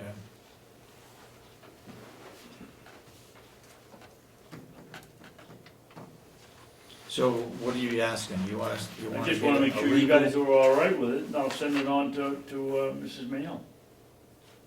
Okay, the attorney's already looked at it. is what He's you're done, saying. this is his second go at it. Okay. The attorney up north? Hmm. Yeah. Make sure that we charge that to the Hales location. Oh, yeah. Oh, yeah. And we told them that night up there at the selectmen's meeting it would be charged to them. Now, as far as, are you all, Yeah. you got what you want? Well, as long as you guys vote to okay it. I think it's all I right. don't think Yeah, I can subject make a to- motion because I was the one that did the work. Why Yep. don't you make the motion? Other second, we vote on it. All right, make a motion that we forward this to the Freiburg Academy administration to,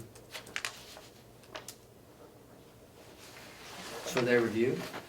So they're reviewing For their design, review? and so we have a. For their review and signature? But you're going to change the transportation section? I'm as just you gonna said? make a note when I send it up to her that if they're happy with Hale's location, we can leave it there, but they've agreed to send the bus. They're sending it up to, well, it doesn't do any good to tell you or him anyway, while they're here, but they're sending it up to the junction of 302 and 16 in Glen. Well, I guess we'll see that tomorrow, won't we? 302, that's the area code of Chicago, right? Yeah. 302, that's what you're Yeah, talking that's about, it. area code of That's the Chicago? No, that's 602. All right, that's Can we move the question? my motion, yes. My motion is Mr. to Chairman. send this to Freiburg Academy for their approval. Second? Any further discussion? All those in support of the motion say aye. Aye. Aye. And so voted. Send it. Cheryl, will you take care of sending that up to Mrs. Mayo, please? Before we leave the work session, Before we leave Hale's location, Oh. are we all straight? Apparently, I was wrong. I thought they had taken action on Hale's location budget, because they looked at that 243,000, or whatever that figure was, and I thought they had approved it, but apparently, when I asked, yes, 243,918, I thought they had made a motion to approve it, but when I talked to the recording secretary, she said, no, they talked about it, but didn't vote on it. So, is that on her agenda I don't have an agenda. for She Monday? didn't send me an agenda for Okay. either last meeting either. Well, what, you got what she was going to bring Oh, up. she sent me all the changes, Oh. and she just added that in. Oh, So are they gonna do it this Monday? we gotta do it Monday. Well, are we gonna do it though? Did like Melissa say that she would talk to Umberger? No? Okay, well, we'll have to remind her. But I thought somebody had mentioned it to Umberger that, yes, Melissa talked with her Monday, and she told Melissa that it would have to be brought up Monday, Okay. so. Um, But what I'm getting at is, we went over this with the residents of Hale's location, which we had not done before. mhm. So They were I fine. think they were fine with it, correct? Absolutely. Okay, all right, go ahead. I received an email, which is in your packet from Kenla Valley, from the Cooperative Extension. He's been getting a lot of calls, I guess, from area people about that they're upset, one, with the budget of the county farm being taken out, two, that the Cooperative Extension is taking over management of the county farm, which is Misleading. not true. In the email, it says that they cannot and will not take over management of the county farm. But They don't have the capacity. Yeah, but they will do a business plan for the county farm, correct? No, they will do doing that, Learning center? yeah, learning center, they like the possibilities of that. They did say though that they don't have the capacity of the staff to do it every day here unless they moved here. Yeah, I think in order for that learning center to be functioning, Cooperative Extension needs to be here in the building. Mm. Yeah. So it's just a little email from him saying that they are not gonna manage the farm. That's not their role. Yep. And they don't have the capacity to do that. Okay. So what do we do from here? We've got Representative Cordelli with his presentation of making it an educational center. Are they planning to have the educators housed 30 miles from here, and anytime they want something, they gotta come all the way down here, or? I don't know. Does this go to his plan? I called Ken yesterday and I had a conversation with him. And he said that he feels uncomfortable meeting with them again without a representative from the commissioner's office being there. So I said, if the commissioners don't wanna go, which I know they will, I will go as well. Cause they can't, they can only do so much as an ad hoc committee, they can't, there's some things that they can't put in motion. So they would need our involvement anyway, so. And I think the concept's a good concept. That's a great one. I think it's great. I'm not disagreeing with that. I just think that, Gotta go a little bit further, that's well, all. it's gonna take the UNH a while to even get it going. You know, much longer than 3 months. Their budget won't be even, he said that their budget, won't even start till next year. So this is still in the infancy stage, and there's a lot of work to do, to get it to this, Transition is to gonna the take longer presentation. than what they think. Yeah, The it's a little bit budget like for 3 months. next year, their budget won't be in place until June of next Yeah. year. Right, Chris?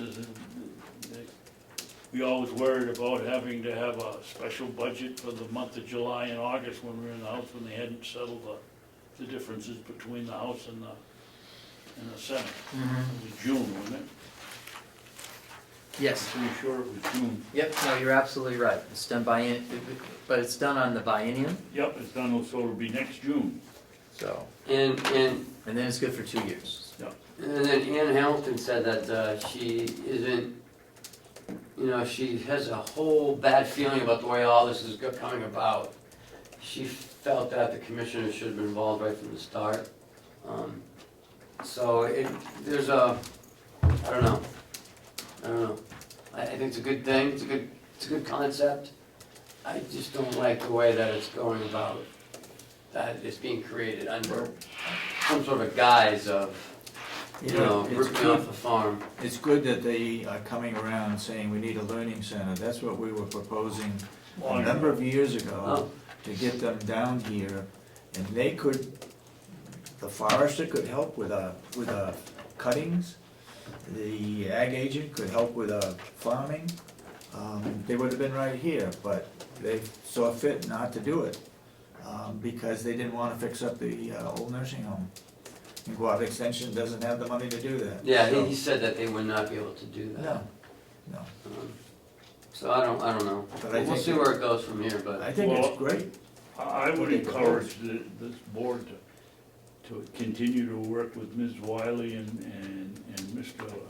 Longley and have them move forward Yes. with their committee, because we need an independent one, and the group that would presented themselves with this thing yesterday was far from independent. And I think we should have an independent group. And let's put a Take hard deadline look on at it. I mean, Give 'em- hey, give 'em- why not get us involved? I don't understand that part. Yeah. Yeah. You know, why the guys? I mean, just if I could add, I think, Commissioner, that what seems to make sense is that this other group has an interest, and then the group of delegate and delegation members and cooperative extension members that they have in their group, I mean, they should, it seems to me it makes sense if they Work together. coalesced. And if they coalesce, then Yep. you would have a group of people that are different stakeholders, that, you know, have different interests, but have a common goal, and they'd have a more productive outcome from what they do when they get together. I mean,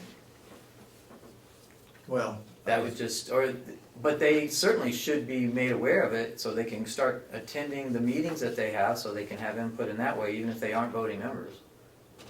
Well, there shouldn't be any voting members from the delegation anyways. right, I would suggest you get in touch with the gentleman from Sandwich. that Mark, proposed he's in it, India. Mark, and have his committee move forward, get it formed and get going. Okay. But I would think we'd set a deadline on it, so that it doesn't linger, that it gets done by the 1st of July or something. Susan Wiley wrote a letter to the editor this Yes. morning. Did you read it? Yeah. Okay. About Yeah, the okay. bankers. The Yeah. bankers. Thank you. Okay. I missed that. No, it's a Well, good you're one. from Wolfboro, Yeah. you wouldn't be reading the Congress. It gets emailed to me every day, I just haven't seen it. Hello. So, are we You done should with take the it work to the session? woodshed. Why do we have the pellet stuff here? Yeah, Because it's under administrator's update. Oh, okay. In your packet, you have the Okay. pellet. Yep. There were some questions. Where am I now? Right here. There's some questions from Representative McCarthy on the pellet boiler. And Yeah, he thought that Commissioner the installation was included in Babson, the right. price, Yeah, well, and it wasn't. if you read it, it says, I can't find my copy now. It says boiler pricing, and one of the items is installation, Right. startup, and installation, startup, and owner training. Then if you go over to the other page, I don't know how anybody could read that it would include, I mean, it's very, very, very clear that it doesn't include. It explains to you what, Right here. what the installation is. BCC, which is the people that sold us the unit, is not responsible for plumbing to or from the boiler system or any water distribution between the existing or the new boilers. BCC is not responsible for control wiring or power supply beyond our supplied control panels, as noted in the bid invitation. BCC requires domestic water supply in the boiler house for the fire suppression system. How anybody would think that doesn't mean that we have to hook up the plumbing and the electricity is, I don't know. I mean, if you don't read the whole thing though, I could see the assumption. Yep. If you read just that front page. Right. But then if you look at Bonnet, Page and Stone, Yep. I think I copied the first 2 pages Yeah. of this. Yep. It tells you what the installation is. It's, it's doing everything, it's hooking up everything. And there was a lot of, there was a lot of stuff that they had to do. So the installation in the BCC one explains what it is. It's nothing but other than dropping it on your pad Yep. and putting the auger in or something else in. But BPS had to build a pad, Yep. had to do all the work, had to hook it up They had to to cut the water. concrete They had out to in cut the the floor. concrete, they had to, they had to move, the silo.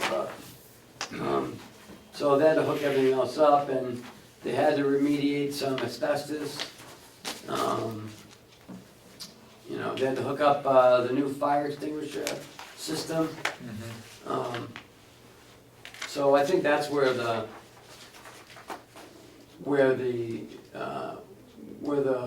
that drops off, the installation. You think that it's actually installing it and running it, it's not. All right. But the Bonnet, Page and Stone tells you what the installation really is. They picked up where BCC leaves off. Right. What bothers me more than that is Representative McCarthy's accusation that it was Illegal. illegal, when I would suggest that this board write a letter to Representative McCarthy and ask him to tell us why or where he thinks it was done illegally.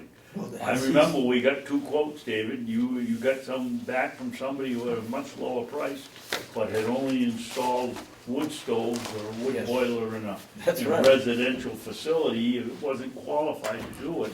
That's right. Didn't have any of the heavy equipment that was needed or anything. I don't know if Representative McCarthy has seen these. No, we just got it yesterday, Okay. so. And where'd it come from? Our own research, we went up in the archives. Okay. Okay. So this is in response to a letter to the editor, Justice? Was it a letter to that or something we said What? here? Oh, no, it was an email It was an email he sent out to, that said. to the special audit, that, Is it was it on, forwarded to you is guys. it on the special audit? Was it one of the questions we put in there? No. You Yeah, said yeah. It was, but you might have The taken it out. pellet bid, the installation of the pellet boiler is in that. That's exactly what it was. Yes, it is, number 3. Right. I don't know But then he- I don't know whether that's where he says it was illegal, but some No, email in the he- last week said it was Part of illegal. I sent out to the delegation for more comments on the Forensic audit. special audit. Yep, That's one of them that he had a little blurb in there, Yeah. It which was an I illegal forwarded bid. to you guys. And also the chairman of delegations, changes for her changes are in your packet as well, Is this on the forensic audit? on the special audit, yeah, Yeah. special audit. She made a couple changes. Chris, would you give that to Cheryl, please? She wants it to say the forensic audit and the special audit, Are we going to discuss that here, or? I guess.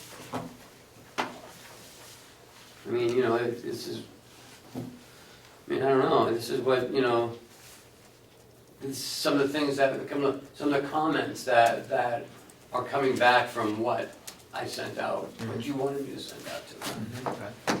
So, continue, to look at it as they keep coming in.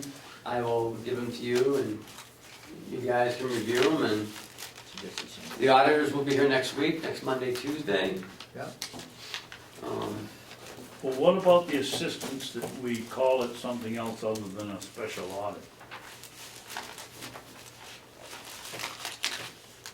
It was put in MS 46 as a special audit. And I think that's the way we ought to send it out. It's really an investigative audit, or a deep investigative audit.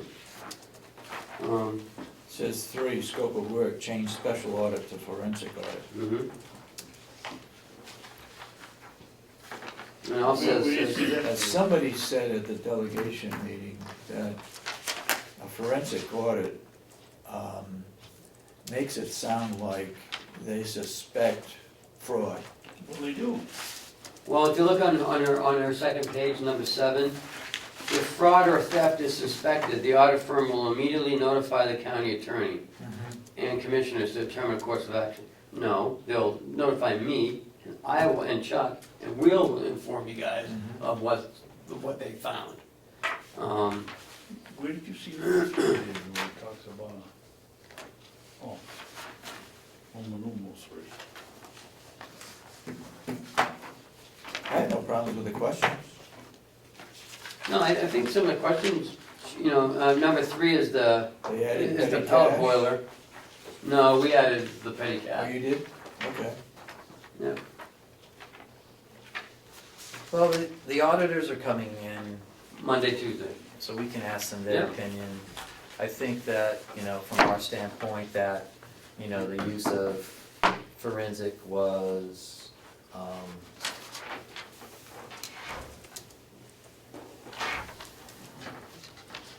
considered alarming to our current auditor, considered alarming to the banks, Yeah.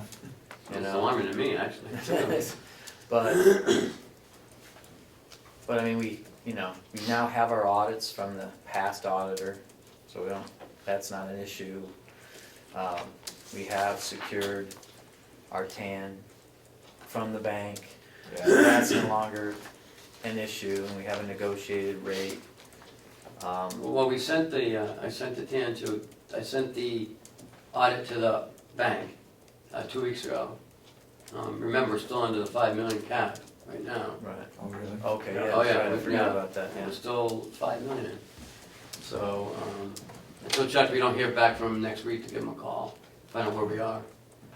I'd like him to release that, or they may have to have some conversations with our auditors before that happens. But I don't anticipate breaking into that until late May. What's the deadline in getting the audit for 2015 done, completed? I don't know. Is there a deadline? They're coming in We tomorrow. did, they said I they'd mean, be done, Monday. didn't they say they'd be done by May 1st? It's not, They said they'd it won't be be here too for 4 or long. 5 days, and then I think May 1st was. The 5 million will carry us to that time? Until May, May. So what do you plan on doing with this? You gonna give this to? Nothing, I'm holding on to it, because we may get more comments. Yeah. Really? Yeah, This is just from the chairman, right, so other people may be giving yes, yeah. You know, like, you know, we are gonna talk to the auditors. I'm sure, you know, I'm sure Chris wants to meet with them. Because it needs to be a priority. But Let's see remember, what they can do for we're that not doing the 100. RFP yet, we're just gonna talk to the auditors, Okay, find out where they feel we should be going with this. okay. You know, and then, you know, take their direction and guidance. Mhm. So. That's all I have for that. I have a department head meeting on tomorrow, which, we're gonna talk about a few things that, that keep coming up week after week. We're implementing a new process for accounts payables. We're having, more oversight. So, for instance, Department heads need to sign off on it. yeah, we need to have 2 signatures. And we want some sort of documentation from the requisitioner. So there'll be a requisition, because in a nursing home, it's a little sketchy. Because one person orders it, one person pays for it, one Yeah. person accepts it. You know, so we wanna have a little more oversight. And this was some of Chris's ideas, which we've already implemented in the nursing home. The jail is also implementing it, and tomorrow I'm gonna reaffirm it with everyone, that that's what we wanna, you know, see happen. I'd like to see, Ken, I'd like to see one person or 2 persons designated as the shipper receiver in at least a nursing home, so that we have one person when the packing slip comes in and it says there's 12 widgets in there, that somebody actually opens the box And sign for it. and counts for the. How it works in nursing home is, when it's ordered, it's requisitioned, sent to Norma, Norma orders it, looks for the best price, orders it from wherever she feels. It comes into maintenance opens a packing slip, looks at it, signs off, packing slip, should come out back to the office. Norma lines it up with whatever, puts it all together, and sends it over here for. Where does it I get can approved? tell you, I hardly ever see a packing slip. This is some of the new stuff that's happening. Hasn't happened yet. No, Does- some stuff has come over. Does I mean, Does somebody approve it ahead of time? the requisitioner requisitions it. Norma orders it. Okay. It comes in, before it comes over here, it goes to Howie. Howie reviews it and signs off, or Paula, if Howie's not there. Yeah. With Jason's gonna work pretty much the same way with Lori and Jason or Captain Batchelor. One of those 2 will sign off on what she requisitions. Yep.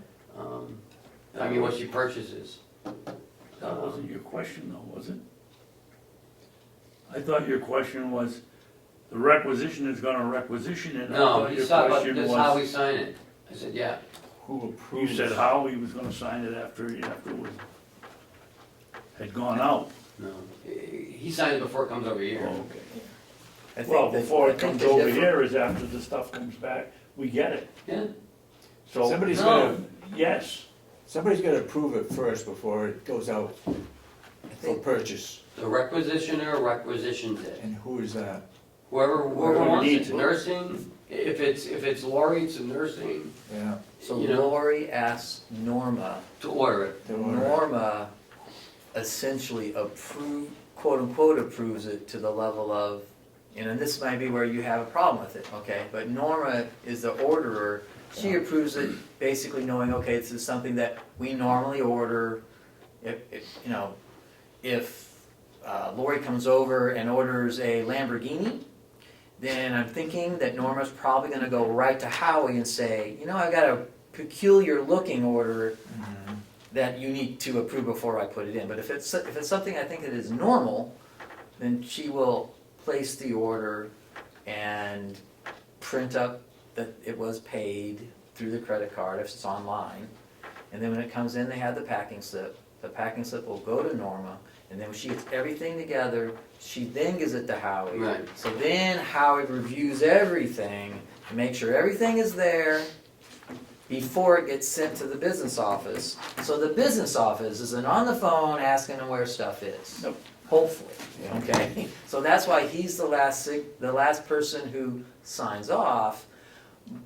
But each department head should probably be giving some sort of approval At the requisition point. at the requisition point. Somebody's gotta And, prove it in the beginning. you know, so that's, I think where the differential is Norma qualified, since it says central purchasing? Well, if Lori's ordering it, that's She's the a department. approver. You know what I mean? And Lori would order the medical supplies. If Paula knows the budget, Howie doesn't really have to sign for anything. Everything could come into Norma, Norma takes it to Paula, who's got the budget. Yeah, but Howie's responsible for that budget. Howie needs to sign it. It's his But responsibility. it's done after the fact. I know, well, I mean, he can't order it. He can't, I mean, we can't expect Howie to be out there ordering stuff. Is that, I mean, is that what you're saying? Yeah, I think his concern is that who approves? that if the somebody's on a purchase? lower level, just say they're, I don't know, a housekeeper who, you know, who's ordering something, Housekeeping would It's go just to Bob. department heads. And Bob would, and Bob Put the approves or- it and put puts the the order order in, in. right. So Okay. they may not necessarily, the department head is the approver that sends it over to Norma. yes. Yeah. So there is presumably, but sometimes the department head is the person who's placing, The who order. does the ordering. You know, the administration is not that large. Like, for instance, Rob probably, you know, he's definitely a hardworking guy. He's probably in there on fairly often and inventorying the food and putting together the order. I think you can relate to that, right, Lynn? Is that we don't have people necessarily under us, well, I do, but I mean, if you're operating that department of the kitchen, you're probably doing a lot of the ordering. So if it's within the normalcy, then that's fine. If it's not within the normalcy, then somebody else gets alerted above the department head, but it'll initially funnel through the department head before it gets to Norma. Norma sees that, you know, And The cashier is ordering they're using, you know, purchasing orders now, so. Okay. Because that's well some said. stuff hanging around. so it sounds like a great improvement. Thanks Yeah. for moving forward on that Yes, implementation. sir, absolutely. And, you know, we'll keep moving forward as we keep Make it better. identifying other issues and, I have our yearly Chronos, support contract that we sign every year. You guys can review it. While you're reviewing that, on Wednesday, May 25th, we have a New Hampshire Municipal Association training here. So I think that day we will be either meeting at the nursing home, or we can meet the day before, however you guys want to It's a do it. nursing home. Okay. It'll be on, it'll be about municipal, it's for municipal officials, newly elected or appointed officials. Topics will include the right to know law, ethics and conflicts, town governance, public employment, liability, and more. Looks like it'll be Primex will be sponsoring that. And they'll be providing lunch from the nursing home, so they'll be paying for lunch to come over here. Attendees will receive a complimentary copy of the New Hampshire Municipal Association's 2016 edition of Knowing the Territory, whatever that is. Okay. So that is on May 25th. Actually, And I had mentioned to you guys a few months ago about this. actually, the commissioners should be in on that. We're supposed to, according to, was it the court case that said that commissioners need to review the 91A periodically? Yeah. So I think we need to do something about attending. making sure that commissioners are in attendance for that 91A You training. know, space is limited, so it's from 9 to 4. Well, we You gotta guys be better there. register. We gotta be there, that's what the We court gotta told be us. there. So do you want a meeting on like Tuesday then? I guess so. May 24th. What does this So the say? meetings are on the 24th, but the thing's on the 25th. Yeah.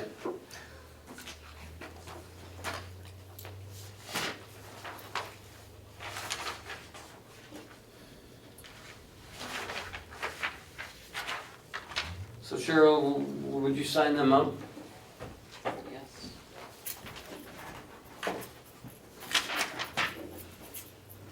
It'd be $20 a workshop. Just the three of them, or are you going? No, I'm not going.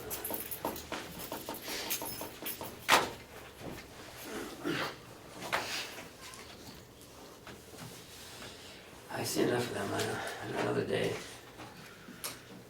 If you guys want to sign, or have you reviewed your Mountain View Community Elderly care. Elderly Care Act? If you could sign that, that would be wonderful. Debbie's been hounding me for weeks now on that.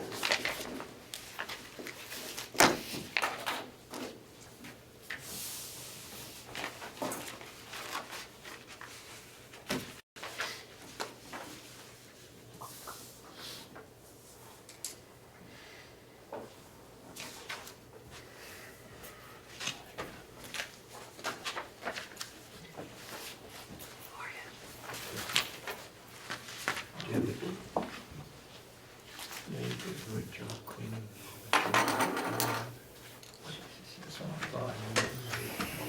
All right, do I have a motion to approve session 1 of March 16th? I'll make a motion that we accept the minutes, non-public session 1 of March 16th and keep them sealed. No, and unsealed. That one. The other one I want to seal. Was that session one? Session 1. March 16th, session 2, non-public minutes, approve and keep sealed. Doing the ceilings, them doing that. I'll second the motion.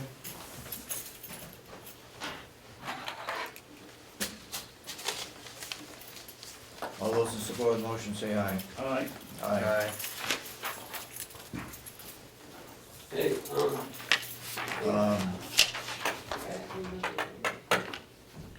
Would the board, approve me signing the Kronos contract for Carroll County? Are we sure that doesn't have an automatic renewal clause? I looked at it, Chris, I didn't see it. And so. It says we gotta notify each Service at other price. 60 days, Yeah. but not.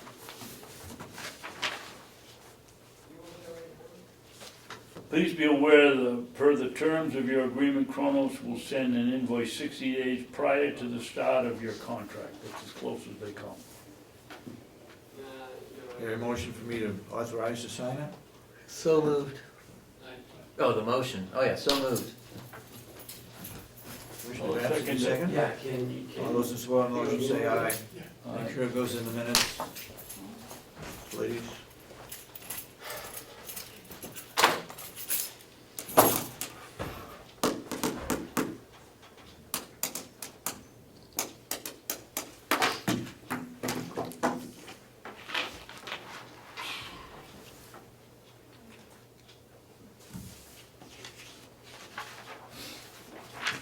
All right, it goes back to the yellow page, does it? and you guys sign all these? Where's yours? But Your Mountain View. I got it here. he's got it there. No, you all have to sign it. We can't put it on the same paper? No, you all get Why? one. It's individual.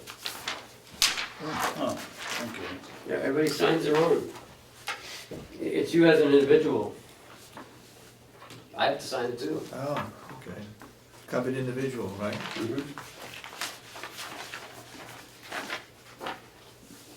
So, Lynn just came over and told me that, you know, Bob did a good job of cleaning up the kitchen and stuff for him, Okay, except he cleaned everything out, all the equipment. you took that out too? All the equipment, so now I just called Bob to put all the equipment back in. Why did he take the? I don't know. Alright, there you Maybe go. just moved it out so they get in behind all the stuff, and then it's planning on moving it back in? I don't think so. Oh, Let's assume that. That, I'd like to assume that. okay, Why do let's we assume have to that, sign this? because he made us. Because you go over to the nursing home, you are commissioners of the nursing home. Yeah, well, it's not a good reason. It says that you've never been arrested for, you know, elder abuse. Maybe I want to. Well, wait a minute, maybe I better read this. I asked you guys to read it before you signed it. You said it was no big deal. It's not. Well, what is it, then what is it? That we're stating what? The Elder Justice Care Act defines elder justice activities as efforts to prevent, detect, treat, intervene in, and prosecute elder abuse, neglect, and exploitation. Okay. And to protect elders with a diminished capacity while maximizing their autonomy. Elder justice recognizes an older person's rights and his or her ability to be free of abuse, neglect, and exploitation. It just says that, you know, you've never been committed a crime against the elderly, you've never embezzled money from your, you know, from your mother or father or any elder. Because we receive over 10,000 in federal grants, each person has to.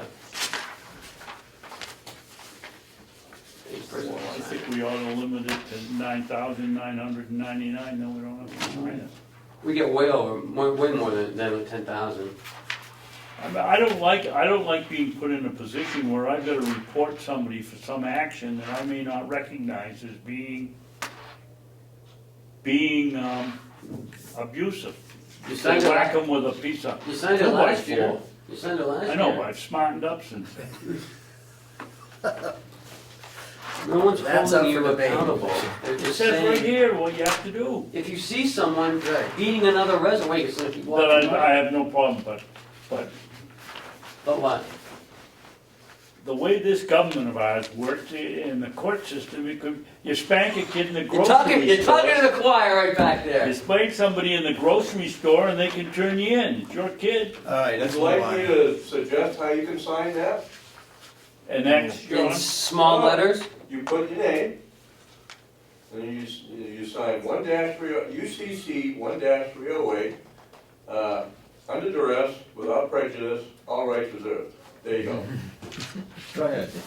Just I sign can't it. remember that much, but Alright. I am concerned about being forced to sign things that I don't believe in. Okay, we've done all the I'm work, done. work session, we've done the yellow Done, folder, yeah. again, public input.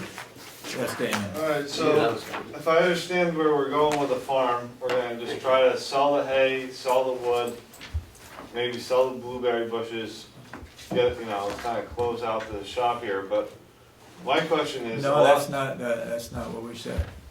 What we said was we was going to try and get as much profit from the Right. farm between now and the time the money runs out. Right.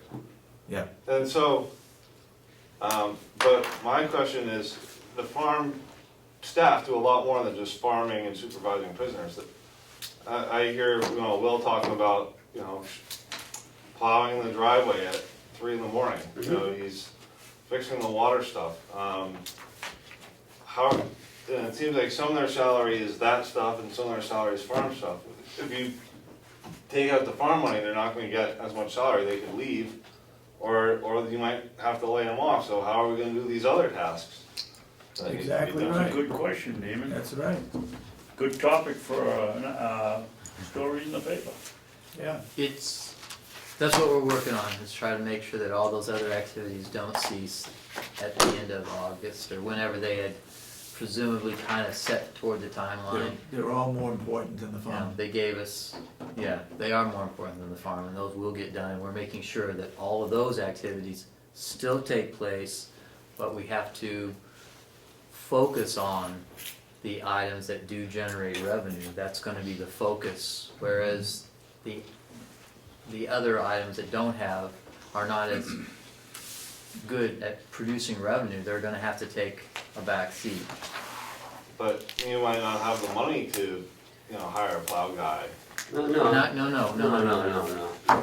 That's not what we're saying. That's not what we're saying. But in that budget, we have to make sure that we take care of the water system and the plowing and the Septic system. all that stuff has the top priority. And you think you can do that with the money given? We For $252, $252,389 is what we have to accomplish all of this. Okay. Right. So, and how do we do that?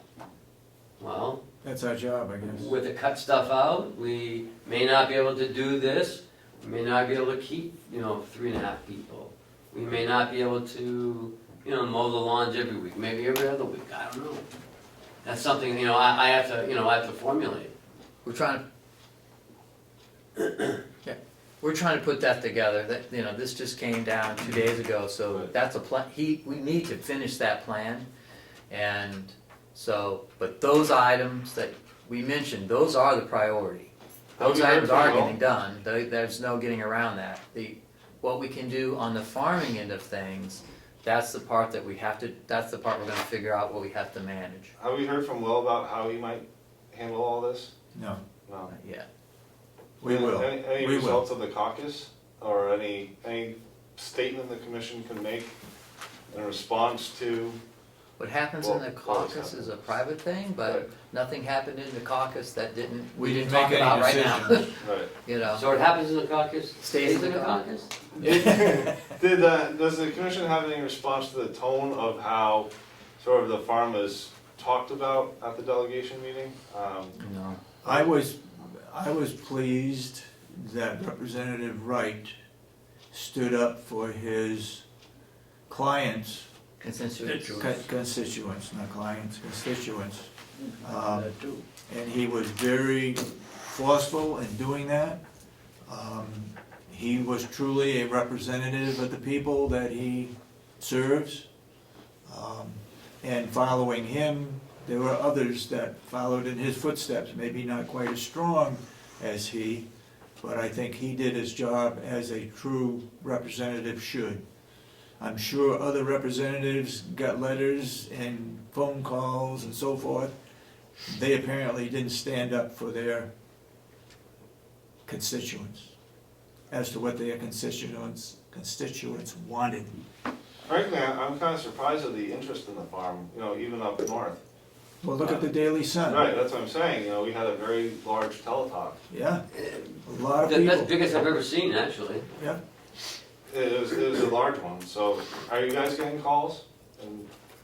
I am on their behalf. I get stopped on the street all the time and ask people, Well, yeah. people ask why He's are stopping they people. doing this? Which- Or I try to stop them.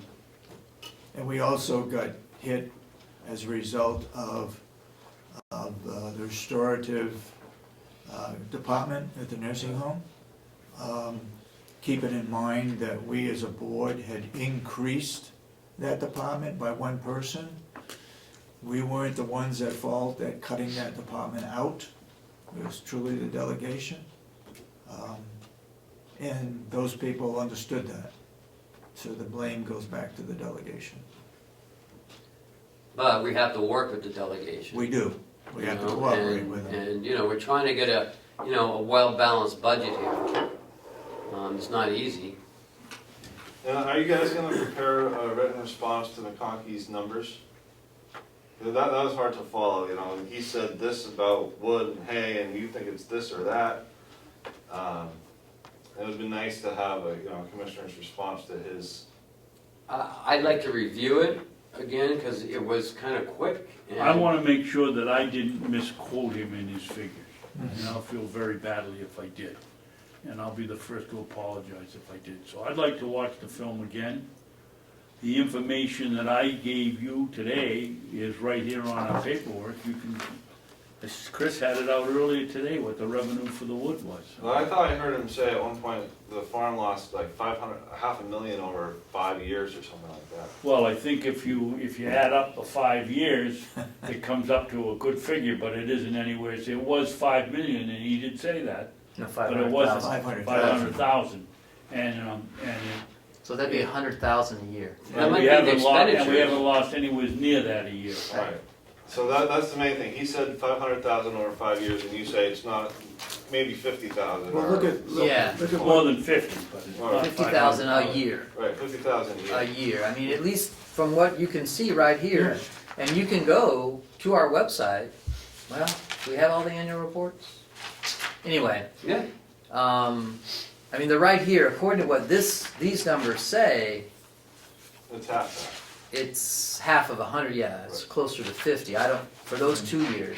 And that's just me just now, just looking at this, because I personally have not really delved into the accounting of the farm. But as far as those numbers don't seem to line that's up. with a bad and- hay season. Right. And those and he seemed to make a lot of innuendo about the the voodoo accounting involving it, and I mean, and that was misleading. But I mean, it is right here, and if it's misleading, then it certainly Needs to show us. not the intention of me, and I don't believe of the other commissioners, that this is misleading, because these are numbers that are produced in the business office with, and they, the actuals. I mean, these are the numbers they're putting down. which we make our budgets off of. So, And there's no place for the extension to go unless they rehab the old nursing home, right? I mean, because where is this learning center? We don't know, right? We don't know that yet. we don't know. That's in the transition that they're talking about? Maybe Mr. Cordelli's planning to build us a new building. And I think it's in the hoop house. Courthouse, maybe? No, he, No, the That reasonable wasn't thing to do, Damon, you weren't here 5 or 6 or 7 years ago. The delegation has voted, I believe, 5 times, it might Yeah. only be 4, to move the cooperative extension down here. They've wanted to move down here, the delegation has wanted to move down here, except that when it comes to pay for the renovation, the same gentleman that wants to make it a learning center was the one that was the big pusher in not spending a single penny of our money to Renovate. renovate. So he's talking out of both sides of his mouth. And the place for him to be, it's a great idea for him. It's great. You go to Knoxville, Tennessee, and they're 400 acres, and these are, I think it's Knoxville or Nashville, one of them, they have it's a big deal, the learning center. And we could have gotten that fiber optic all the way down here about 4 years ago, right? Yes, We were supposed to have that to one of the buildings, and then it went to. That's Comeau. right, cooperative extension did, and it went right up 16, I believe. I Yeah, brought that up the the other Conway. day, David, the delegation was given the choice to have it come here or go Yep. up there, and they said, no, Yep. have it go up to Conway, Yep, exactly. Have what got the gun? fiber optic. Fiber optics. I told you too the other day. you They know, voted to have it, the university was gonna pay for it, and Yeah. they gave us the choice of coming here or going to North Conway. The delegation chose Conway, North Conway. Conway. Oh, it's because that's where they are. Yeah, Yeah, Oh, I get it. Oh, okay. Yeah. Oh, it could have yeah. come here just as easy. Well, it still count. They still can. It no, is they won't coming. pay for it, yeah, well, they No. can. Well, it is coming. They were gonna pay for it the Maybe first not time. physically. Any further questions, any further input? I'm just wondering, like, personally, how you feel morale-wise as commissioners? How do I feel, what? A whole lot better than I did a year and a half ago, I can Better? tell you that. The administration's doing a fantastic job of getting things 2 on the years right ago. course. When, Ken's doing a great job. Oh, I mean, just like in It's terms going of the great. farm, the I mean- budget, it seems like it's been very contentious. Well, It been was that. I think it was worse this year than I've ever seen it in the 17 years that I've been here. but working as a group of commissioners, I feel a lot better than I did when we had, Oh, commissioners, yeah, that's what I meant, back when okay. 2013, 2012. The administrator and the finance manager have been a huge asset, and I was one of the largest opponents to having one. I'd never vote that way again. Really? Don't get a big head. No, I Not just, that you're the perfect one, but. no, I just didn't know that. The ship is turning Oh, around. yeah, big There's a time. lot of progress that's being made, and although, you know, the budget committee versus the budget producers, there's always going to be a bit of an adversarial process to that. And, but as a commissioner, I feel very positive that the county is making progress in the right directions. And we're getting there. I mean, some of the things are still in process, and me personally, as a business person, is the minute you stop trying to make progress is the minute you start going backward. So as long as I'm a commissioner, I will never stop moving the county forward. And that's his campaign slogan. Yeah. Well, Come November, we'll hear it again. well, I'll tell you though, See. you know, going to all the different towns is making, I think, Yes. a big difference. Yes, You know, because we've been going to every selectman meeting, in our, yeah, in the county to, you know, to talk about their concerns, you know, bring it to them. You know, and we've had some really good questions, some really good conversation, you know, some really good talks.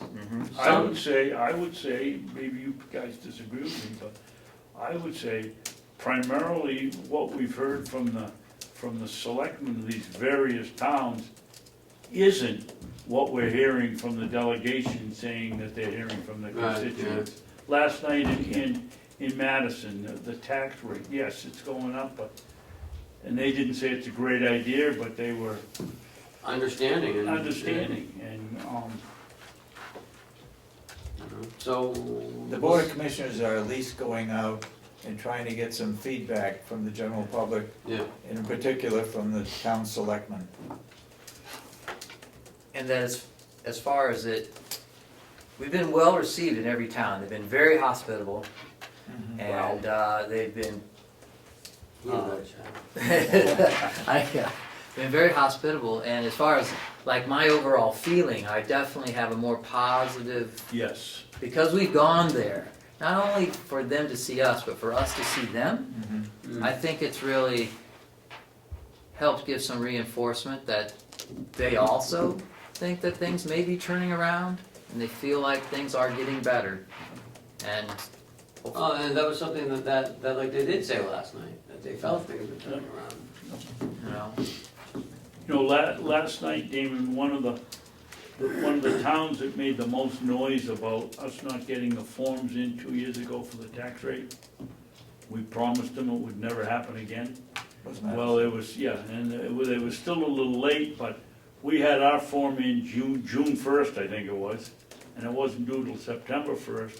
They realize now that it wasn't us last year, it was DRA that held them up. So we keep changing the image of the county a little bit at a time, I hope.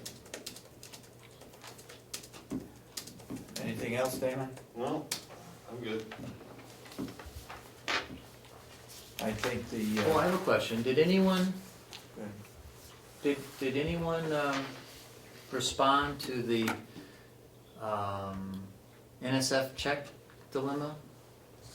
No, So no employees came and said they had written bad checks? no, Written bad checks, no. that they Because haven't. they didn't get the money, Charged. because we missed the payroll? No. Did anyone come forward with that? Not to me, no one's expressed it to me. Okay, so, did we miss the payroll? no. No, Oh, okay. We Did were all the never payrolls late. come, did all the What payrolls go out happened on was- time? on time, They every all time. got And all the paid check dates were the right on the check time they date? were supposed Yes, to sir. get paid. Okay. They got paid, but they had to go with the check. They had to one physically week. take a check to the One bank. week. It wasn't never 3 days late. No, Never late. they got their checks on Friday, By the way, and people came in early to make sure that it was done. Yeah, Chuck was here at 4 o'clock in the morning to 3. make sure, well, maybe it was daylight savings.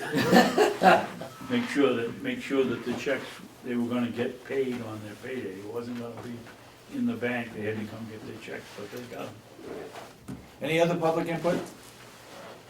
Seeing none?